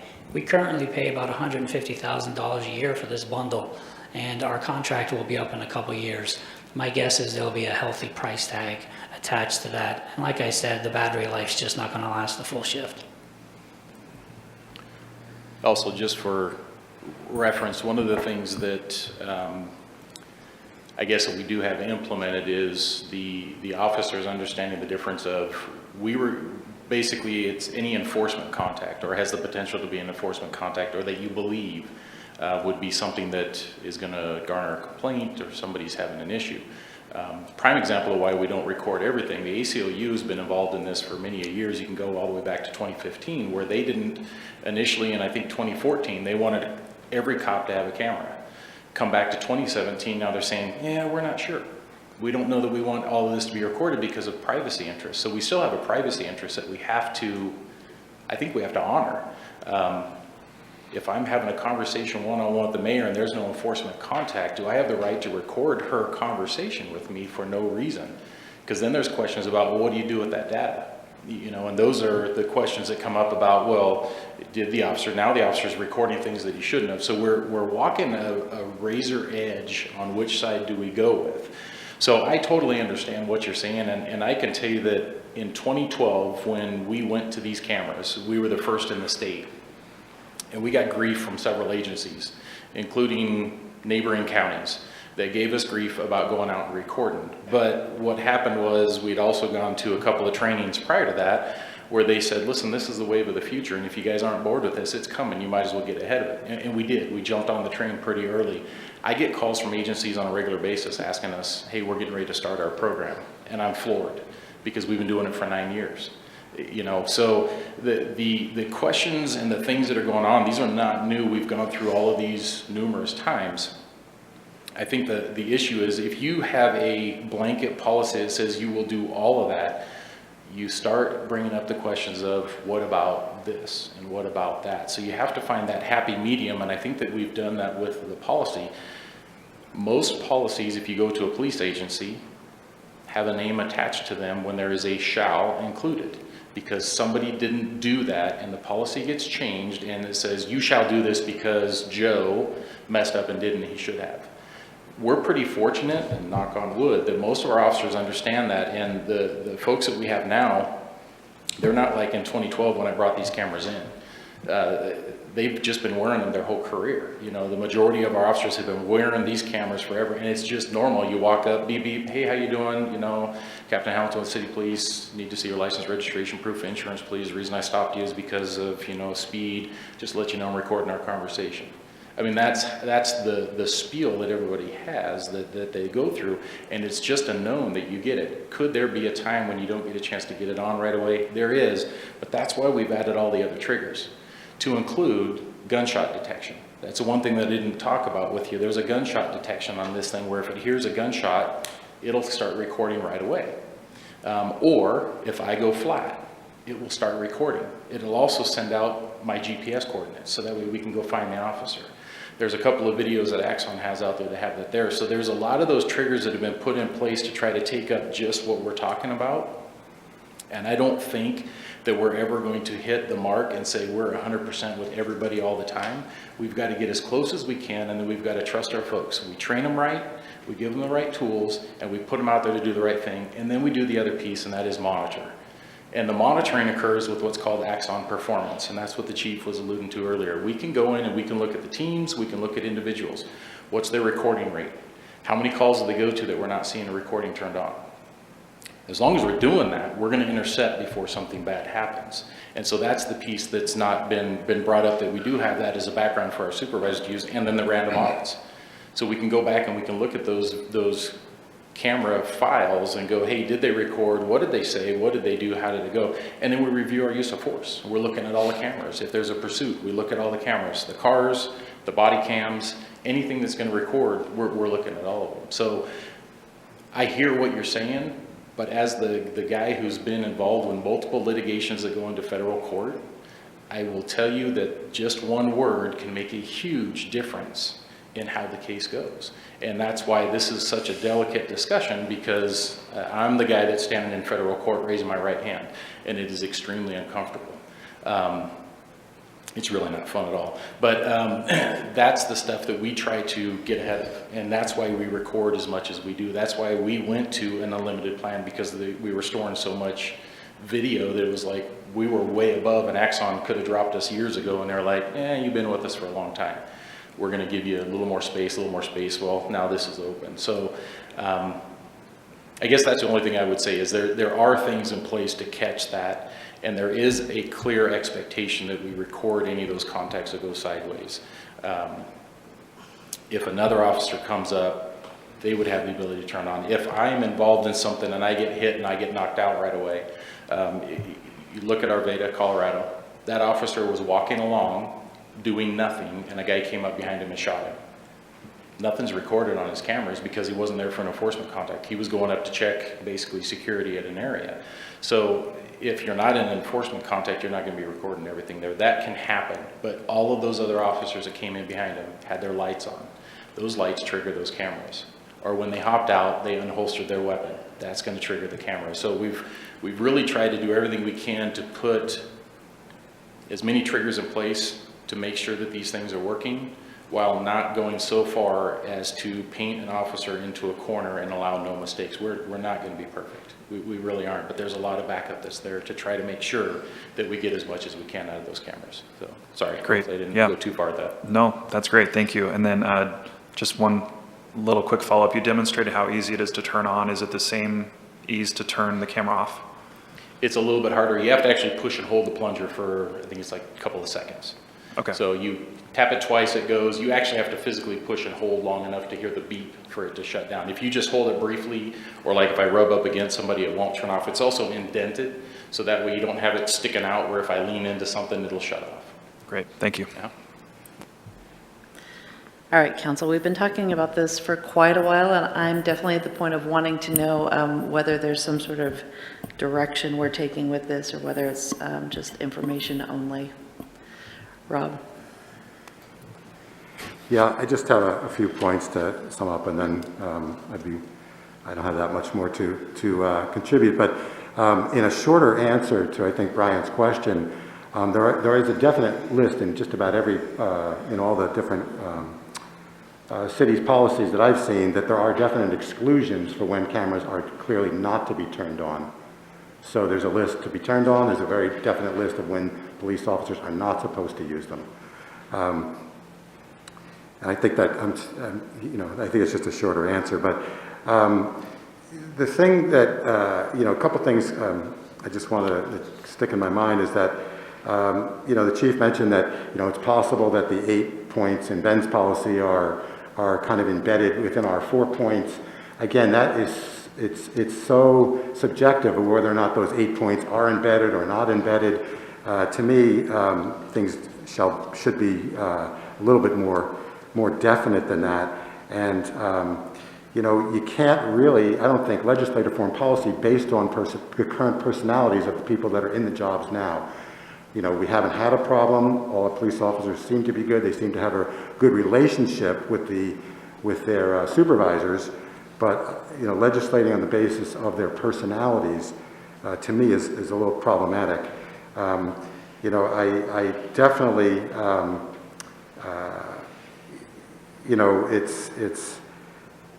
I definitely want to just say once again, I really appreciate that our policy is so easy to access on the website. Our policy is, because it's, for anybody who's trying to do research, you would really appreciate it. It couldn't be easier, and that's great for us, it's great for the public, it's great for the police officers, and I'm glad that that change is made. I'd just like a little bit more definition in when the body cameras should be or shall be turned on.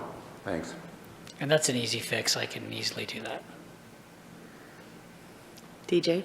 Just brief clarification, do the individual agencies that use Lexipol, such as the Grants Pass Police Department, do they reserve the right to modify their body cam policies and still be under the umbrella of Lexipol's recommendations? Yes, sir. Okay, thank you.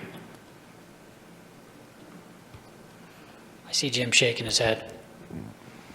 It tracks everything we do. So, Right. for example, I know where you're thinking. He's probably thinking federal, state, case law. If we modified that, we wouldn't be indemnified, I'm quite sure. We Right. would only modify maybe a suggested best practice if we agreed or disagreed with it. Sure, yeah, that's really the spirit of the question. Yeah. Right, and a lot of the modifications are agency dependent because one size fits all doesn't work for every agency. So like the chief talked about Las Vegas Metro. Well, our policies aren't going to be in line with them because we're a smaller agency.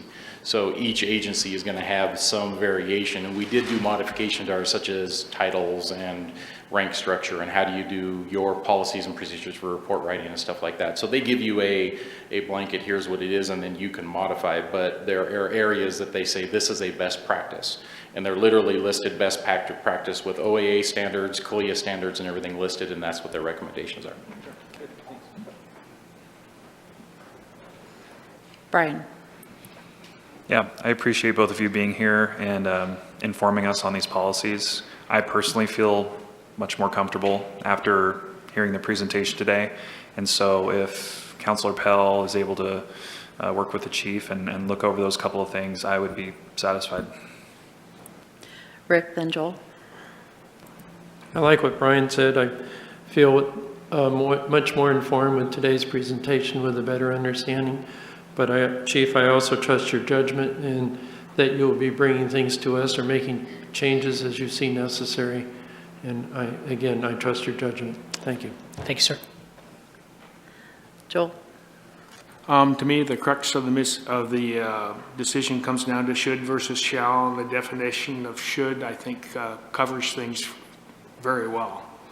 And then the other thing that puts me in that camp is the staff work that has come in and the policies of our contractor with the both the prosecutors and the defenders, and based upon law and experiences across the country. There's no way we can duplicate that here today. There's no way Ben can duplicate that. And I understand where Rob is coming from, and I respectfully disagree with that. All right, well, I was just going to ask the council, because I'm not sure that the majority of the council is asking the chief to review this policy. So let's count. Joel, I just heard that you're okay with it as is. Yeah, I would say not to review it at this point in time. And Rob, you would be in favor of reviewing? Yeah, at least a limited review to that particular part of our policy, yeah. And Rick? I'm content with where we're at the moment with the chief, keeping hands-on and bringing to us when policies need to be changed. DJ? Well, under the scope of what Rob's asked for and the response from the chief about the relative ease, I think it's worth investigating to satisfy the concerns of my colleagues, so I would support that. All right, Kurt? Well, with everything that's been going on, naturally, I had questions, and I feel this presentation has made me feel very comfortable that the policy's been well thought out. And I think that nationally, where the issues have come up has been with the policy of releasing the video, and that maybe we need to have a firmly established policy for that so that everybody in the public understands, because it's been used to hide things, and we don't want to do that. So, what's my point? My point is I'm comfortable with the policy as it is, and I think we need to look at our policy for how we release it in the future. Okay, so you're asking the chief to review, but for something different? Well, Just, I'm not sure I fully understand what our policy is as far as that goes. okay, I'm putting you down as a yes for reviewing. Vanessa? I also am in support of Councilor Pell's request. I especially like some of the body-worn camera requirements under the Bend Police Department, and I think that those are worth reviewing as well and adopting into ours. They have a few more than ours, and they make sense. Example, item C, all calls that involve suicidal individuals. I'm sure, as you guys know, those are extremely unpredictable situations, and there are many times where firearms or tasers are not used, and there are physical altercations, so I think that may benefit the department. And we already as well. do that. That's something we do. So like I said, those 4 versus the 8, that's a pretty easy fix. I can get that done probably by the end of the day. Brian, did you hear the question? I did, yeah. Okay. And if it's an easy fix, let's do it. Okay, well, we did come up with 5 in support of having you please review that policy as well as the releasing of the video aspect of it. And the releasing of the video, Councilor Collins, it's an ORS, so we're just going to stay consistent with the Oregon Revised Statute on how they tell us to do it. All right, thank you.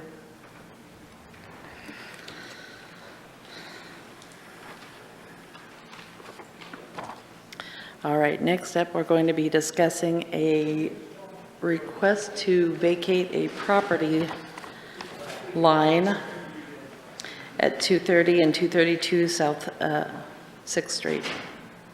It's actually North 6th Street. Hello again.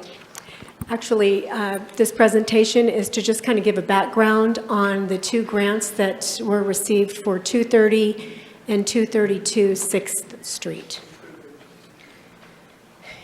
And to just go over the purpose of the Building Renovation Grant Program, it is to provide a grant for the restoration and renovation of buildings in designated areas within the City of Grants Pass to increase the safety and potential usability of those structures, and to encourage property owners of commercial and industrial uses, as well as multifamily housing, to provide renovation of second floors to commercial or residential uses.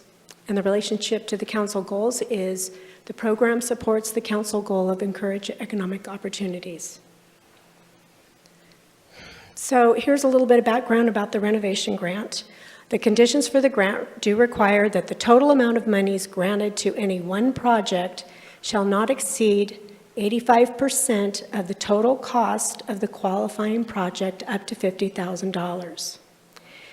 The Building Renovation Grant Program has been successfully utilized by other building owners and applied to a single tax lot where multiple projects were included.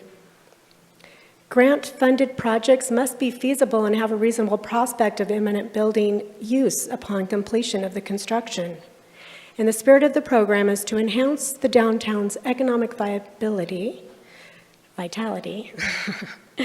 by adding usable square footage to the inventory of rentable space in the downtown area. And the building must be in a condition to warrant improvements to reach the significant reuse and life safety goals. So on May 19th, Council approved 2 grants for 230 and 232 6th Street. These 2 buildings are owned by Mr. Ward Warren. After those grants were approved, on June 3rd, Mr. Warren filed an application with Community Development to vacate the property line between 230 and 232.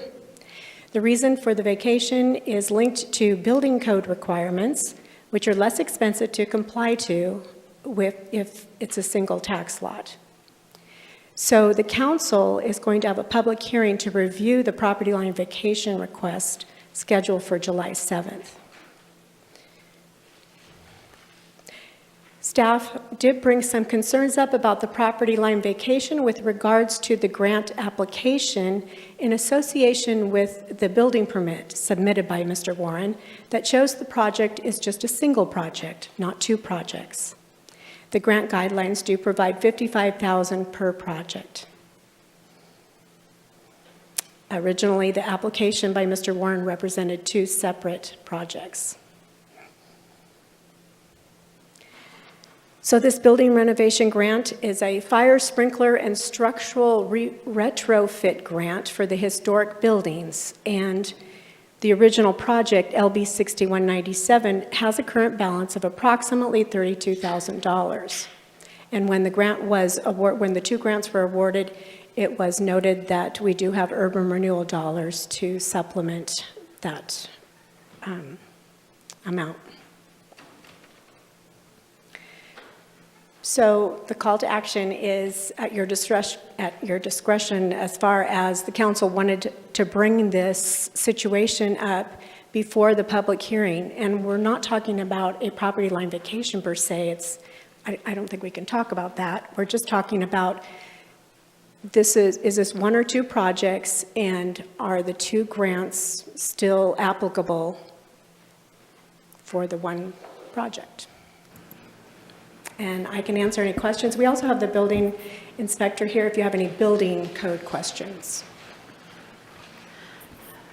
Thank you. I guess I am personally a little confused about the order of business on this issue. So I want to see, are you asking us to make a decision today? No. About the grants? So just, do you want it to come up at the council future meeting for council's reconsideration of the grant applications that were awarded? Or do you want to just direct staff to process the 2 grants for the 1 project?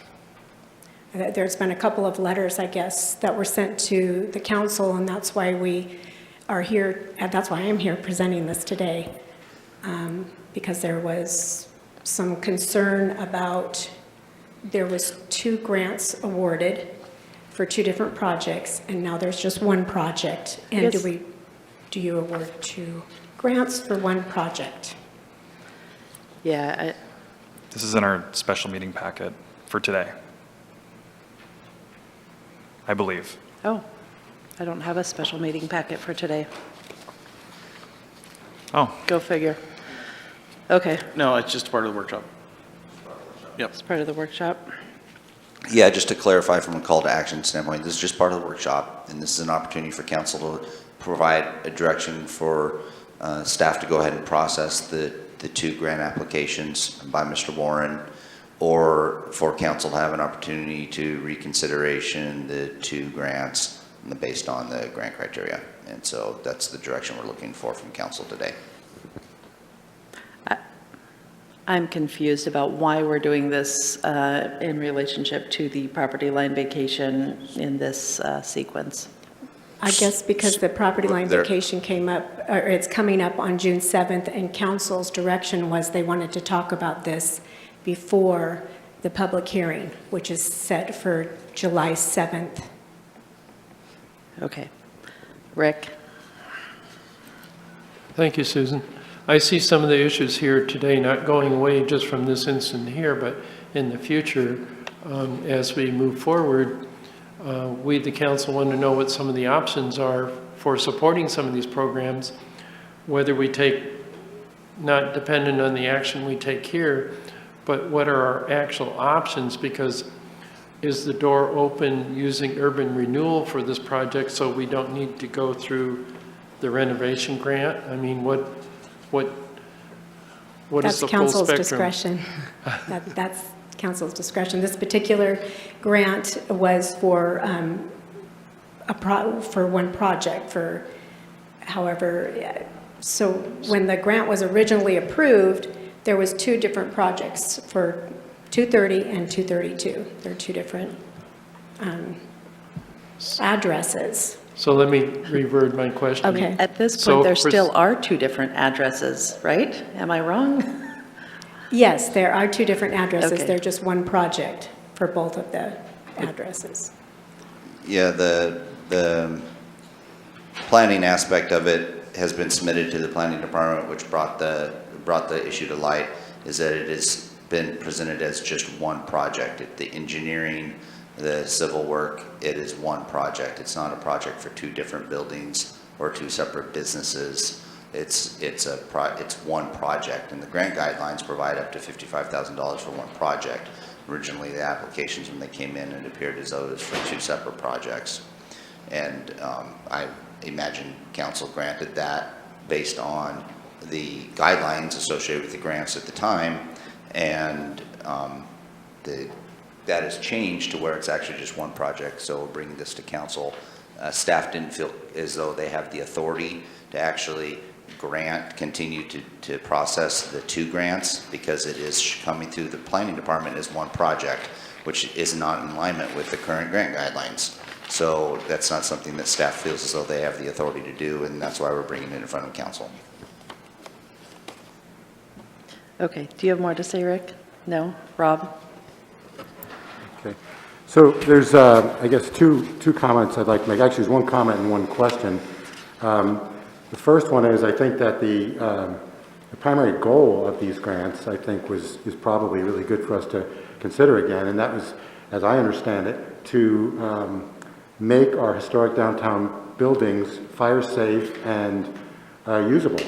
And right now we have a lot of that space that's just not used. It's really unfortunate. Residential applications are very, very limited. So I think the primary goal was to, again, make these buildings usable and fire safe and bring them back as players, especially buildings of really historic significance like that one, but I think that would be true for all of them. But the question I have is, when we're defining our terms here as far as what is a project, I know that, at 6th and A, the Carl Johnson building, I'm not 6th and A, I'm sorry, 6th and G, the old J.C. Penney building, that was one tax lot and two grants were given for that one. And I know that was my recollection, and it turns out that recollection was accurate. I know when that fire system went in, it was a long time before he had tenants. There wasn't like multiple projects. The project was redoing that building and making it fire safe, the whole big building. So my question is, and I know that I would imagine that Ward would like to speak to this, and I do have a question for him. So since he's not usually shy, I know that it's my understanding that this the sprinkler system is not just for the ground floor, which appears that you have completely lined up with one tenant, but it's for the whole building. So I would imagine, much in the same way that 6th and G, we'll call it multiple projects, took shape over the years, I would imagine that you've got other plans, and I'd like to ask Ward, I'm assuming you've got more projects in mind. This is not one project in a certain sense. We got the ground floor project, and then there's got to be other stuff in your mind on the other floors. I'd like to actually ask him that question. Rob, let's finish asking questions for staff first. Does anybody have questions for staff? Vanessa? This question is for Mark. Do you have any concerns about us discussing the July 7th meeting, considering it is quasi-judicial land use? Well, typically we want to avoid that, but I think it's almost inextricably linked with what we have here today. So it's going to constitute ex parte conduct. And so at the quasi-judicial meeting on the 7th, you would disclose that conduct. It's pretty out in the open here, but that is not some sort of automatic disqualifier. It should certainly be avoided, but I think this has some extenuating circumstances involved. Thank you. Any other questions for staff? Brian? Yeah, thank you. I just had a question about the funding sources for these grants, because early in the presentation, it's talking about the Building Renovation Grant Fund Program. And then later in the presentation, it's talking about the Fire Sprinkler and Structural Retrofit Grant Program. And so I see the cost implication is coming out of that second program, at least in part, because there's only a partial balance that would cover it there. Is there money in a Building Renovation Grant Fund program to backfill that?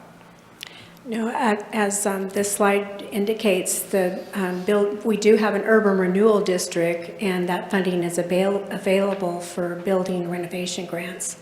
And currently, our urban renewal has a capital outlay for all projects of a little over $2 million. The Fire Sprinkler and Structural Retrofit Grant was back from 2014, and it has been utilized over the years, and the remaining balance was $32,000. And when these two grants were approved, it was brought before council that there was only this amount in that particular LB project, but that the locations were in the urban renewal, so the council approved it based on that information. I see. And I think once we get to the point where we're talking about funding this, if we have to get to that point, I think there's some other line items in the LB project list, because we just went over that, I think, last week. And I remember there was 2 that we talked about possibly combining, and then another 2. And I think at least one of those may apply to this, just FYI for later. Vanessa? Going back to May 19th of this year, when the council did approve the 2 grants, can you talk about how those grants are awarded? Are they reimbursed, or is a check cut for the required amount? Can you touch on that? Yes, they're reimbursed. So it goes through our community development, and all the invoices are reviewed, and only what is applicable. And I think it's in the first one here, if I can go back. Going back and forth, sorry. So it's to increase the safety and potential usability. So it's fire suppression and all the egress.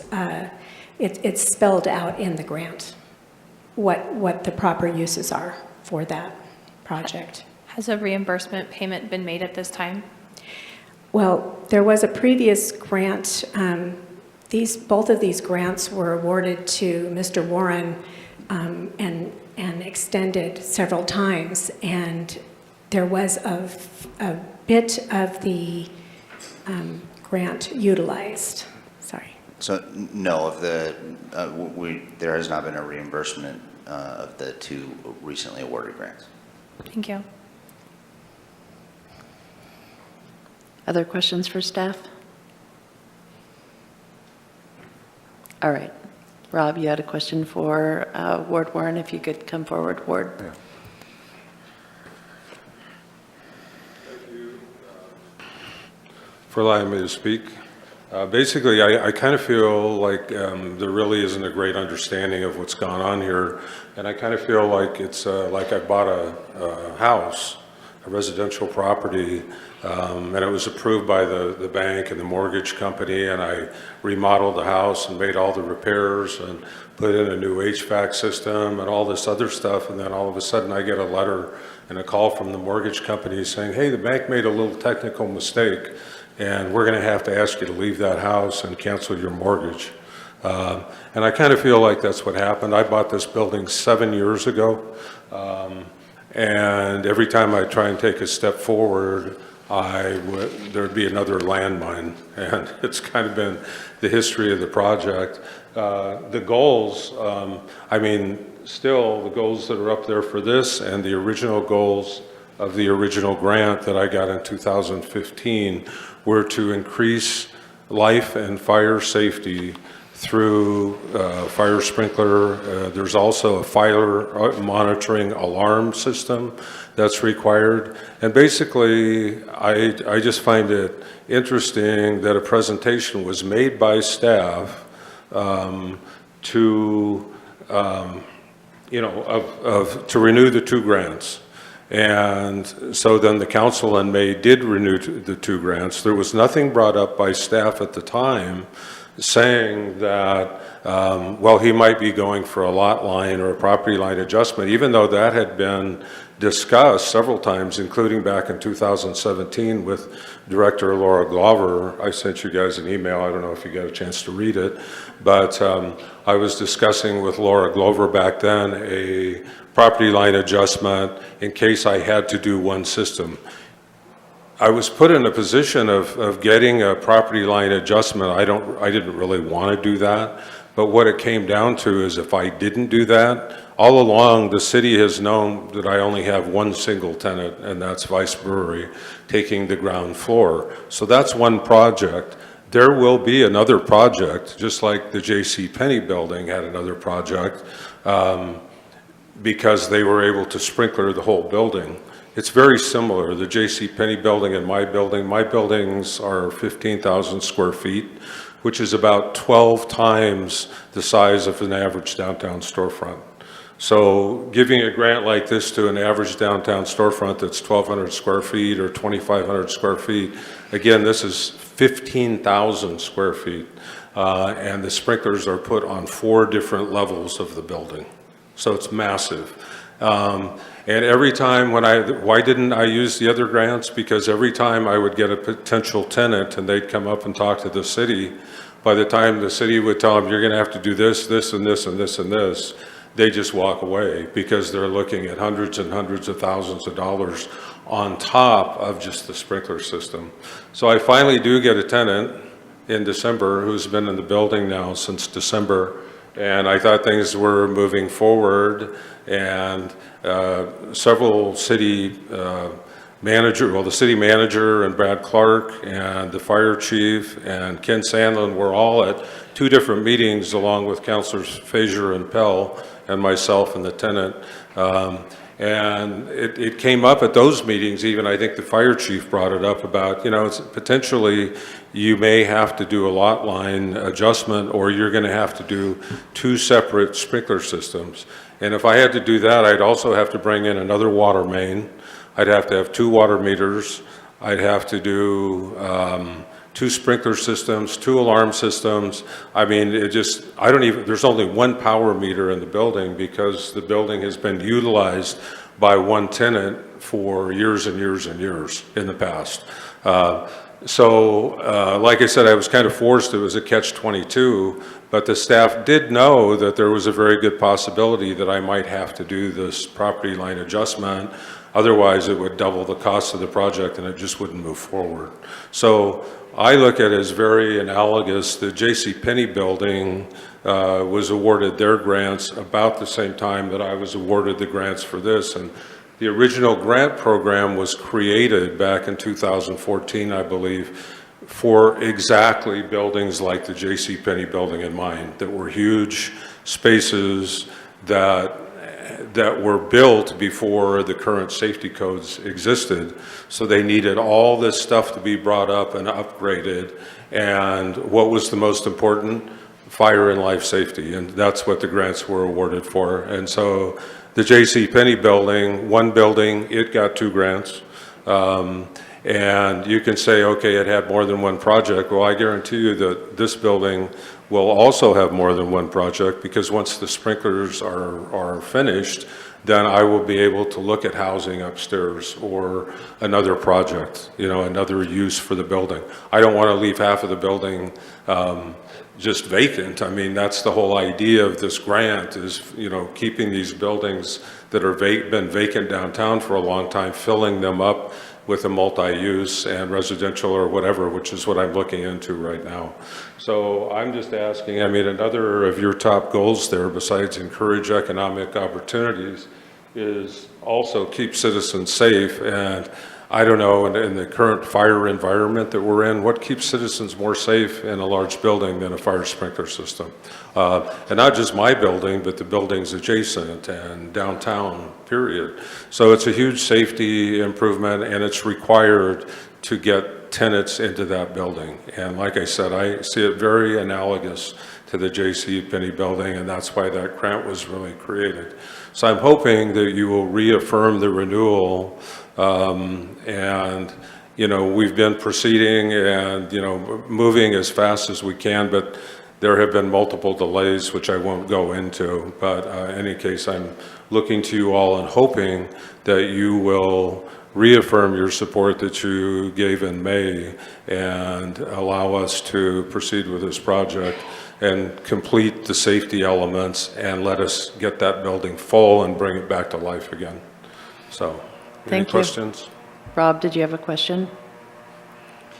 No, that answered my question about there's obviously some plans percolating in your mind about other projects beyond the ground floor, and that's, to me, more than one project for that, what would be one lot once the vacation is there. Very similar, like you said, and like I said earlier, very similar to what my memory of how 6th and A got developed, or 6th and G rather. Well, and also Laura Glover, in the one email I sent to the council, when I talked to her about it back in 2017, about the possibility of maybe needing to do a property line adjustment so that it wouldn't have to be two separate systems, she sent me an email, told me verbally, and also sent me an email saying, Ward, you know, the spirit and the intent of these grants were to make the entire premises fire safe and to allow multiple use. And I don't think if you have to get a property line adjustment, I don't see why that should affect your project, your grants at all. So I sent you that email. And then in 2018, even after that discussion, Laura made the presentation to the council, and again, they renewed the grant. So this time the difference is I do have a tenant, hopefully still, and we've been making some progress and hopefully maybe even get open before the summer season is over if we don't keep facing, you know, 30-day delays for everything we do. So anyway, any other questions? Council, do you have any questions? All right, thank you, Ward. Thanks for hearing me out. I appreciate it. All right, where do we go from here? DJ. You know, we obviously have some technical issues going on here that warrants the conversation, but just to put it succinctly, given the spirit and purpose of these building renovation grants as demonstrated on the screen there, I'm inclined to figure out a way to fund the sum of both of these grants by whatever means council sees fit. Rick. I have no problem with funding both the projects. I just want it to comply with the criteria. And if we need to use a second source of funding, I'm in favor of that. Aaron, did you have something? Sure. From a funding perspective, I think you're just fine, Council. You awarded the grant, the two grants through resolution with those funding sources taken care of. So funding isn't the issue. That's already been identified. But I think Councilor Riker does have a good point. And actually, we have on a future meeting at some point coming forward a general discussion about your grant programs and having just taking a look at all of them and how they are and see if we want to realign some of them. I think that we can build some efficiencies in a couple of the grant programs and maybe take two and make it one and encompass a couple things. And I think that's going to bring to light some of these topics here so you can have you as a policy board can define what those grants are, because some of those grants, like Mr. Warren said, were created back in 2014 and things have changed since then, and this is a new council and you may want to look at your grant programs differently. I have a clarifying question for you, Aaron. So we have this technical burden to overcome, whereas it's designed for one project per grant. Do you believe that the burden of proof is met, that we are dealing with a theoretical more than one project burden and therefore can align with the current words of the grant? I think if council determines that there is that future potential and that this project, these two grants that were awarded actually do represent multiple projects either now or in the future, that you're probably okay with that. Mark, do you believe that yeah. Okay. So I think if that's deemed appropriate by council, then we can move forward with the processing those 2 grants. Okay, then I'd kind of want to update my sentiment in regards, it's my opinion also that burden's been met, and then so I would just be inclined to align with what council has decided to do, which is award these 2 grants for the time being. That's the easiest thing to do, and then of course look forward to the future of looking into new grant opportunities. Brian? Yep, I'm also in favor of awarding both grants.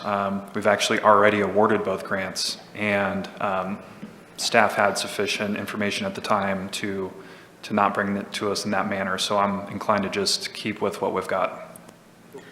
Rob? Yeah, I agree with both Brian and DJ, and I also feel that because I really, as my memory of it anyway, I believe that we've already had precedent for this situation with the 6th and G building, and I don't think that the vacation of an invisible lot line really changes how my feeling towards this being a worthy project for both grants. I feel that it's still, just because we're taking away an invisible lot line, I don't think that would invalidate the 2 grants. Any other counselors? Vanessa? Yeah, I'm also in support of upholding our original decision on May 19th. All right, I've heard from 5 now. Do you need official action? I think this consensus now on the dais is fine. All right. Sounds like we have a majority in support of maintaining the 2 grants and granting an exception to this project. Thanks for your time, Ward.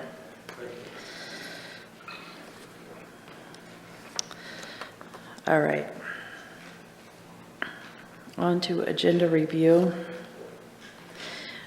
So we're not having a workshop next week, and our next meeting will be the July 7th Wednesday business meeting, where we are scheduled to have a public hearing on a Woodbrook Drive reimbursement district, a public hearing on a Newman United Methodist Church property line vacation request, an ordinance to consider the water treatment plan property line vacation request, and a public hearing on this discussion we just had regarding the Ward Warren property line vacation. We also have council action scheduled to discuss funding for the Downtown Welcome Center. We're going to consider creating a recreation program coordinator position. We're going to add Art Along the Rogue. That's came up earlier in today's presentation. And then we have consent calendar items for a resolution that would appoint a certifying officer for the HUD projects, a resolution authorizing annual municipal auditor services, and a motion to just approve the adult business use ordinance findings of fact. Sarah, I have a question on that meeting. Yeah. Resolution creating recreation program coordinator position. I've known that's been coming. I don't know if all of council is aware of the situation there with that. I kind of thought maybe that would be going to a workshop instead of straight to council action. So I'm just curious why it's taking that route instead of a workshop. The resolution creating a recreation program coordinator position. So we would essentially be creating a staff position to handle the recreation program instead of contracting it out as we have in the past. So what has happened is the contractor did not take the contract and gave up the contract. So we have people right now reserving things, and they need to talk to somebody to reserve them, and the fields, and there's an urgent use or urgent need to do that. Now, we could go out with another contract bid, and Aaron, you can correct me if I'm wrong, or we can do it in-house. The cost is about I think the in-house might even be a little cheaper. I don't know. I shouldn't say that, but it's at least equivalent. Aaron. Let's have Aaron. So, okay. I won't go into the details for the discussion because it's not on the agenda for today, but just from the standpoint of answering your question, It's more of a timing perspective. I think there's two ways that something like this could come to council. One is you do it at a workshop, and from this perspective, council's like, okay, we're creating this position, then you put it on consent calendar. Or you go ahead and just put it as a council action item, and it provides a little more highlight or a starred consent, but throw it as a council action item because it has not had a workshop, and then you could take action on it then. From a timing perspective on how full our workshops have been, the timing of getting the actual description of the job description ready for council, it just worked out that it was from a timing wise better to just use it as a council action item at the meeting versus going to a workshop and then later on putting it on a consent calendar item so we can get moving on it faster. So is the framing of this discussion for council action whether we want to have the position in-house or contract it out, or is it essentially just creating the position and it's done? Well, I guess it could be a little bit of both. And the PAVE report recommended taking it in-house, so we're following those recommendations and put this together for your consideration. Any other questions about July 7th? Rob? So as far as the Welcome Center, that's the 7th, right? Yes. Okay, so I was hoping that we could have, because I spoke with Kate, who kind of runs the Welcome Center now, and she would like to speak to us that night, or at least be able to answer questions and so forth as part of that presentation. So I'm hoping that we could arrange that if everybody is in agreement.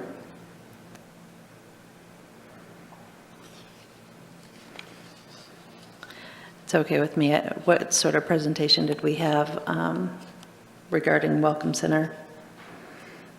So the Welcome Center aspect is coming to you to have a discussion on the potential funding sources to maintain the downtown services presence of the Welcome Center being open. Still as kind of a temporary solution that we're looking for? It could or- be temporary or permanent based on council's direction from that meeting. We'll have the potential of permanent funding solutions for you and also temporary funding solutions. Okay. And I'm not sure if Councilor Pell's request, we could definitely invite her there. We can broaden the scope. Our scope is primarily on the funding of that. Councilor Pell and bringing Kate in, I think maybe more of a level, what services, once that's funded, are we going to be doing or something along those lines. But whatever council desires, we'll be prepared for. DJ? Sure, I would anticipate the breadth of this conversation to include funding sources, but also planning for what the Welcome Center is going to be in the future. And I would imagine that there's different options. That side of the conversation, I think, would be deserving to have Kate here to give her input about future operations of the Welcome Center. Am I correct in presuming that that's the nature of the conversation on Wednesday? The nature wasn't to have a discussion. We can be prepared for it, and with that direction, we will be so, but it was more specifically to the funding of the program and coming up with identifying $65,000, not in the details of what that program will look like in the next year, be above and beyond what we're currently doing. Okay, is it timely to expect that kind of presentation and discussion from staff on July 7th or June 7th? July 7th?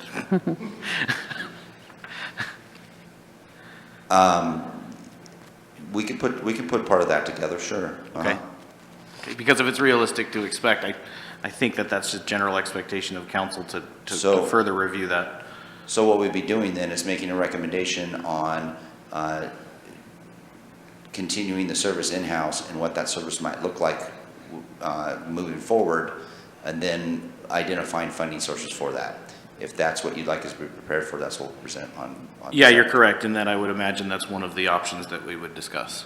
Okay. So, yeah. Yes, Rob? So just briefly, I know that Kate, it won't obviously be extensive, but she does have some ideas on helping with the funding of that as well. So it would be, I think, appropriate to hear those ideas that night as well. Okay. Going forward with our workshops, we have a couple of somewhat unusual things coming up. First, the July 12th workshop is going to discuss the American Recovery Plan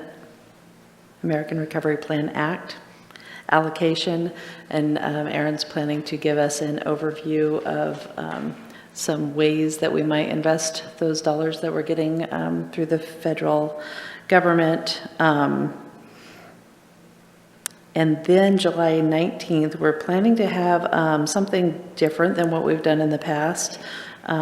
We could call it a retreat if we wanted, or a midterm update, or kind of a strategic planning check-in session, I guess. That day, we're planning to have our second quarter work plan update, and we'll be holding the meeting at the Parkway Public Safety Station. Give us a change of venue and a little bit less formal setting where we can review our strategic priorities and how we've been doing on those so far this year, as well as if you are inclined to give us a couple focus areas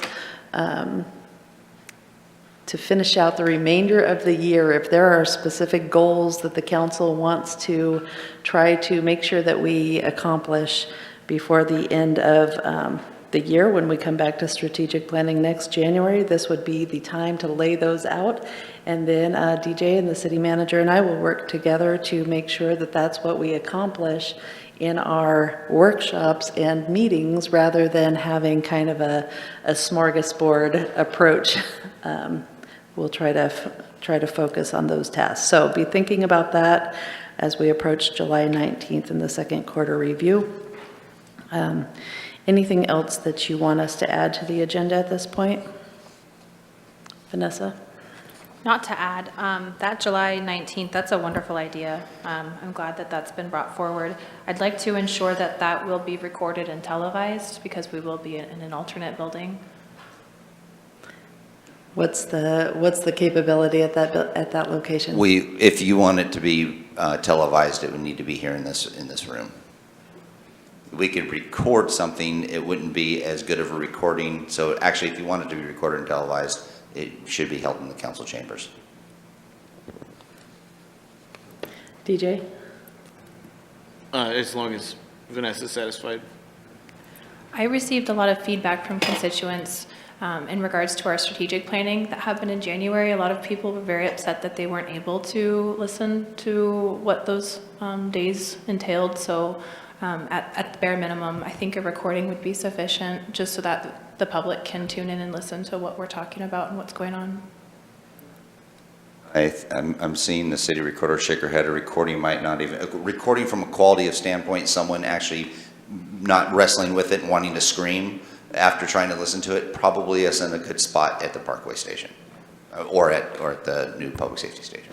Yeah, the only recording we have, equipment that we have, is little pods that sit on a table, and it works great on a table, but when we're spread out like that, it just doesn't pick up. So. Okay.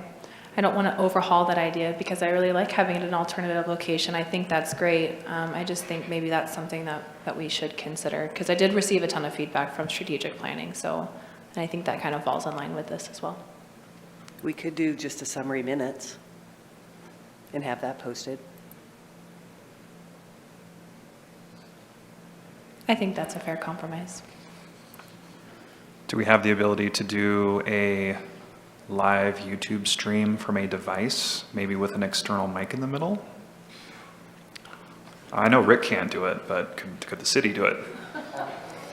We could hire RVTV to do an on-site recording, potentially, at a cost. I'd have to come up with the cost, but that is a service that they may be able to do. It would require them to come in with some audiovisual equipment.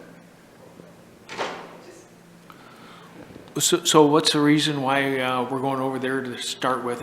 What do those facilities have that we're going to need at this meeting that we don't have here? I would think if we're going to do the audio video, we should just do it here. I think originally when the mayor and council president and I were having that discussion, it was more just getting out of this formal environment of being the legislators and the policymakers, and just having a general, more informal discussion about, hey, how are we doing, where are we going, what are your thoughts and concepts?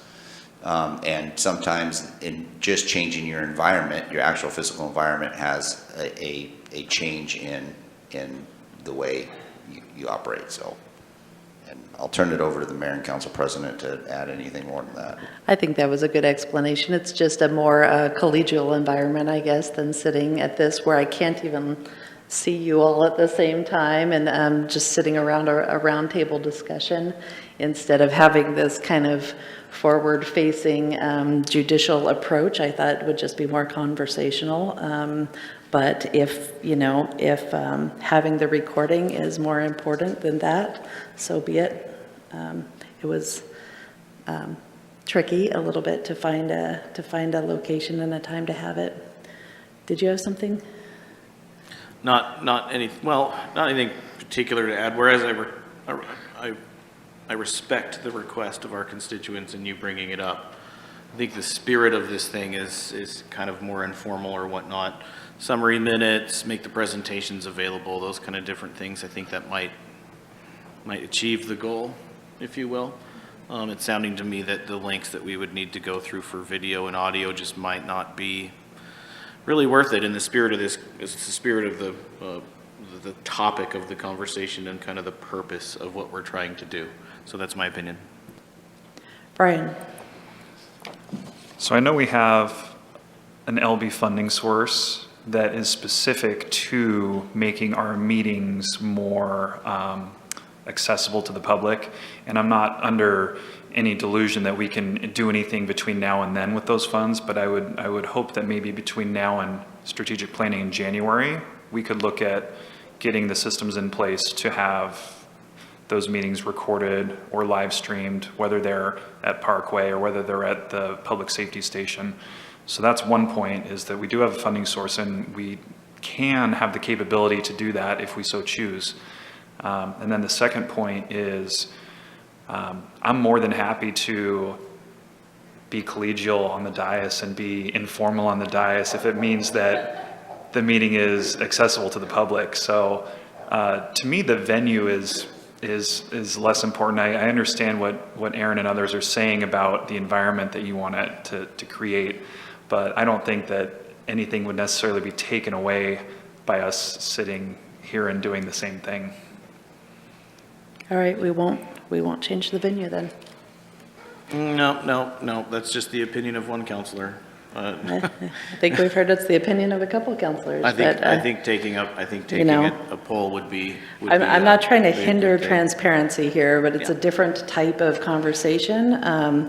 I think it's pretty typical for governments to have, some sort of other venue setting, I guess, and rather than having some retreat or some, situation where we, move away and spend a lot of money. I was just looking for a compromise solution where we could use another city office to have this sort of discussion, but I certainly do not want it to be framed in the context of, trying to keep anything from the public or lack of transparency, and I think that is absolutely where this discussion is going, and so I'm not going to do that. We will just have the meeting here. Well, let me just be clear that Valerie was in the meeting when we talked about this at the agenda setting meeting, and Sarah and myself, and we were all aligned in this direction of the benefit to the change of venue, as well as sort of the momentum that we're gaining to try to have more team building exercises and more informal understanding of the team and how we work and how to align our strategic planning. So I am still a proponent of changing the venue and having that style of meeting for this quarter update. I'd like to know if council would like to see that, and I think that if the majority would agree, then we should do that.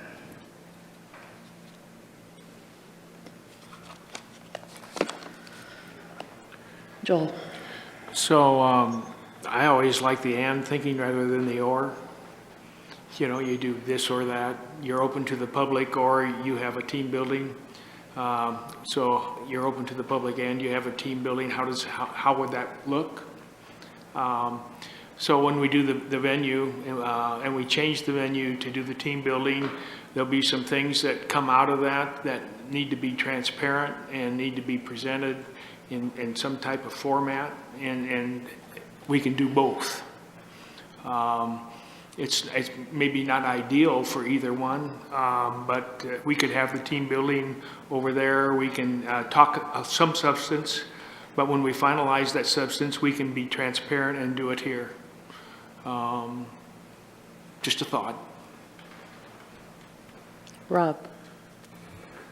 Yeah, when you first brought it up, I really liked the idea of changing the venue. I know that can definitely change dynamics and so forth. But as soon as, one counselor kind of says that they feel that transparency is kind of primary importance, I would have a hard time justifying to our constituents and saying, well, actually, transparency is going to take a back seat to us being able to buddy up to each other. And I just couldn't really justify that and say that to the public. So as much as it's a good idea, I just couldn't really tell the public that their needs of seeing us in action and understanding the details of what we say is secondary, and I would never do that. All right. I already decided that we're staying here, so let's move on. Yeah, so a couple things. At the behest of some email communication and phone call communication with some constituents and request of Councilor Lovelace, my apologies, bringing up cooling shelters. I'm sure everybody on council has received some or all of those emails in regards to those requests. General discussion, I suppose, about what can and should the city do regarding cooling shelters. Are you requesting we put that on a future agenda? I'm not. I'm putting the line in the water to see what council thinks about having that discussion. Okay. Brian, then Vanessa? Yeah, I would be in favor of having a discussion about that. And since we're on the topic, I also want to thank the citizen locally that opened up their home as an informal cooling shelter yesterday and today. And this seemed like an appropriate time to mention that. Vanessa? Yeah, I am also in support of getting this discussion on the agenda. Councilor Lovelace and I did attend the severe weather shelter event in Medford, so I think a great jumping off point would be inviting Rogue Retreat over, as they are the ones that host that severe weather pop-up in coordination with the community. And she's also done some staff work as well and coordinated with some other members of the community, I think, that the council would like to hear. All right. Anything else? So one more thing, there was a recent meeting between Doug Bradley, the chair of the DMO, and the Board of Commissioners. There are some questions and concerns that have since arisen from that meeting. I would like to help facilitate communication between council and the DMO board and the Board of Commissioners. I don't know exactly what that should look like, but I imagine there's options. Councilor Lovelace recommended that one of us councilors perhaps go to the next meeting on Friday at 8 o'clock to try to demonstrate some of the concerns from council. But certainly the goal would be to start having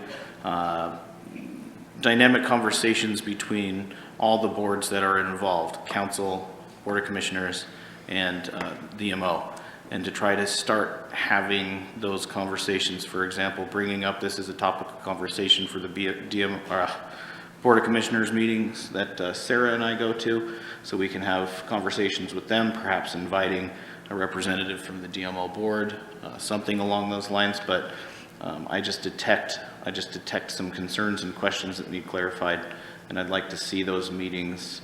I'd like to see those meetings happen, and I'm curious to hear what council's idea might be to try to have those conversations. Vanessa? I think, not to put anyone person on the spot, but I think that would be the duty of our council liaison, for us to share our concerns with that individual and for them to then share it with that DMO at their meeting. Sure, understood. But I talked with Councilor Lovelace this morning, and she and I she had mentioned, and I agreed that that's probably not the best solution. I think the best solution would be a counselor that can see both sides of what's going here, that can, I guess, better help unify the direction amongst the three boards. She didn't feel that that's something that she can, as of right now, fully understand the concerns of council. So that was kind of the general response to that idea, and I agree with her. Rob? Yeah, thanks for clarifying that, DJ, regarding Valerie. I would like to have some kind of discussion or dialogue, at least with Doug Bradley or their entire board.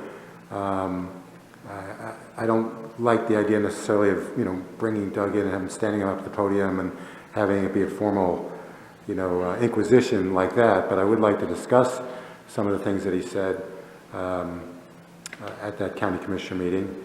I would volunteer to be one of maybe 2 counselors or 3 counselors that would have that discussion with him, or, I can't do it this Friday, I'm not going to be in town, but I think that we should clear the air over what some of our concerns were, and if Valerie wants to be there, that's great, but I think that we should have 1 or 2 others as well, and I would volunteer to be one of those. I don't necessarily, if there was 2 or 3 others that wanted to do it, that's fine, I'll take a step back, but I will be one of a couple that would have that conversation with Doug, and it could be with his board there as well. I'm confused. Why do we need to schedule anything at this point? If you have questions with Doug, why don't you ask the DMO board, and why are we trying to facilitate some sort of group meeting? I'm not following. I guess the point that, as far as, I don't feel that we should have if there's multiple counselors that, I sent out a copy of the county commissioner meeting where Doug made some statements that I feel need clarifying. And if other counselors are not, don't feel that, that's fine. We don't have to do anything. If there's a majority of the council who watched that video at minute 42, also feel that some of his statements need clarifying, then we need to have the discussion before it festers, because I felt I was a little troubled by what he said. So if there's a majority of the council that shares that sentiment, fine, I feel we should have a discussion with him. If a majority, doesn't share that sentiment, then that's what we would, I'm fine with that as well. Rick? I guess I'm willing to volunteer to be a person to interact with Doug Ragley and the DMO if it's necessary.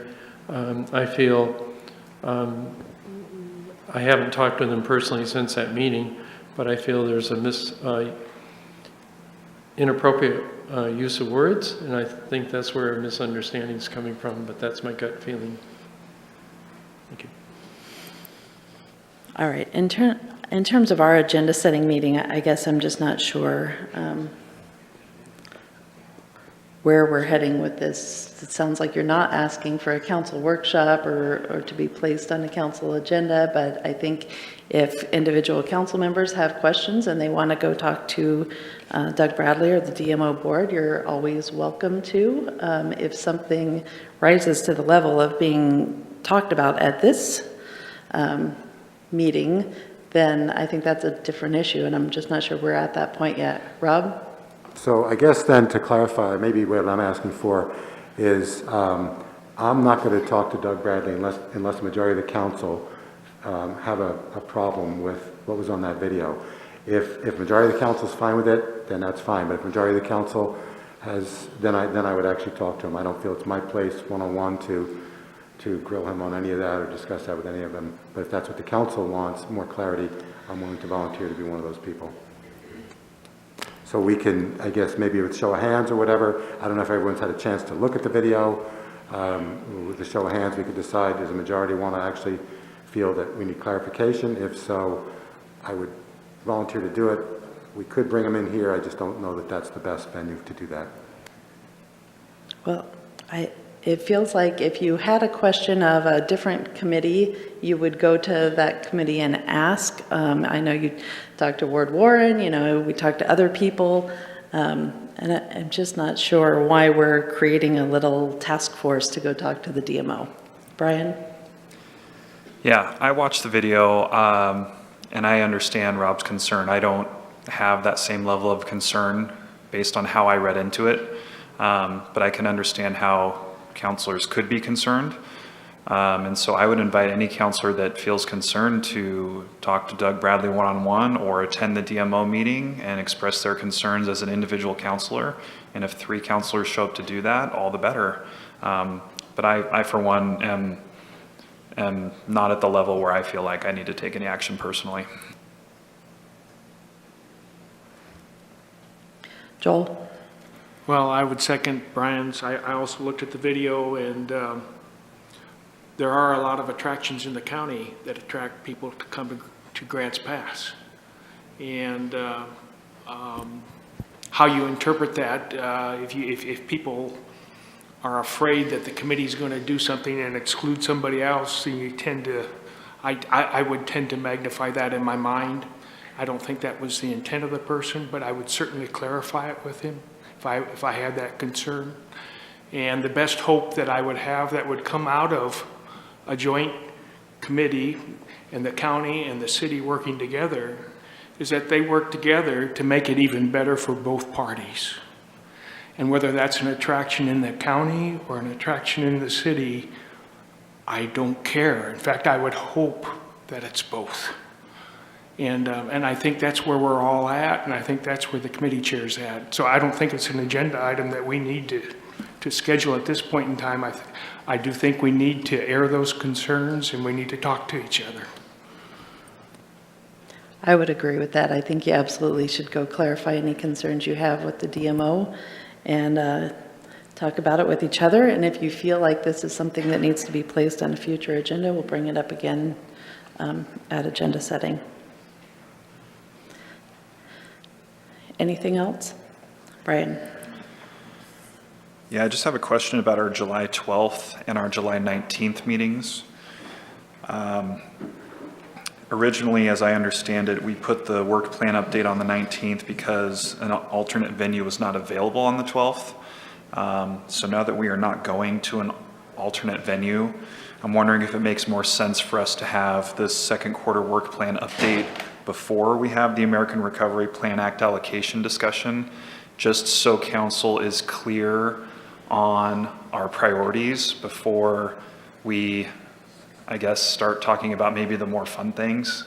I kind of liken it to eating our vegetables before having our dessert. So just being clear about our goals before we start talking about how we're going to spend all the federal money. Does it make a difference to you, Aaron? I think it might make more sense just for what Councilor De La Grange was talking about, to actually have the American Recovery Plan Act first, because then it provides you the foundational background to go into more of a where are we going in the future discussion with the Recovery Act dollars. So you have that additional background to make those decisions amongst everything else that you're talking about moving forward. Because at the July 12th meeting, you don't anticipate us getting to the point of setting priorities or making any choices. Is that? You could, if you feel comfortable about some of the things you can. These dollars are dollars that are very specific, so it's not like there's a lot of, there is some maybe utilization of resources for some of our current strategic plan things, but you know, you can go either way. I do whatever council would like to do. Well, it's a little tricky, I guess, not knowing the full nature of the presentation for July 12th. So the presentation, the 12th, will be the American Recovery Plan Act and the allocations, the 4 pillars, our resources, the concept of what 2 of the pillars that deal with the municipality and what we think we could get from a resource perspective. So you can take our $9.3 million and go, okay, if we utilize this for what the city can be utilized for there and have a general idea here, then we've got our other 2 pillars. How would you like to allocate those resources moving forward? and getting that kind of potential general direction, and going as far deep down into the other two pillars as you so desire, or maybe identifying or prioritizing a couple of things out of each pillar, out of those two pillars that you'd like to move forward with. So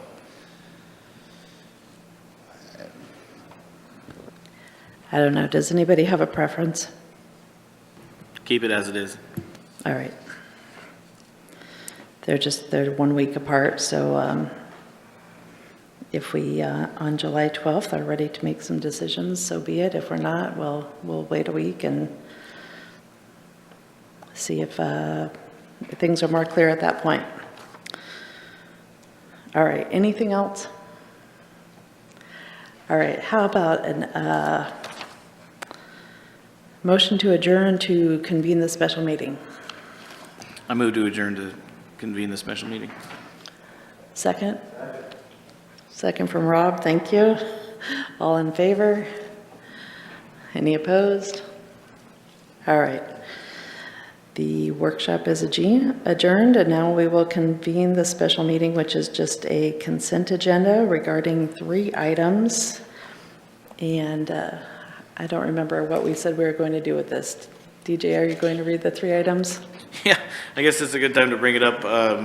During our agenda meeting, we had talked about the necessity of reading every item in the consent agenda, and so you guys can expect probably a slight adjustment to that, whereas anything important, using this as an example, having a special meeting for the consent agenda will be read, but I don't believe that we're going to be reading every item for every minute of every meeting. It'll be just demonstrating kind of the noteworthy consent agenda, followed by just a general blanketed statement that we're accepting minutes. But that being said, I'll read these 3 items, make a motion, and work towards changing that. So there's a resolution authorizing the city manager to enter into an interagency agreement with Josephine County for public transit service. A resolution authorizing the city manager to enter into a grant agreement with ODOT for the purchase of transit service, and a resolution amending the comprehensive fee schedule to include updated planning fees. And with that, I make a motion to accept the consent agenda. Is there a second?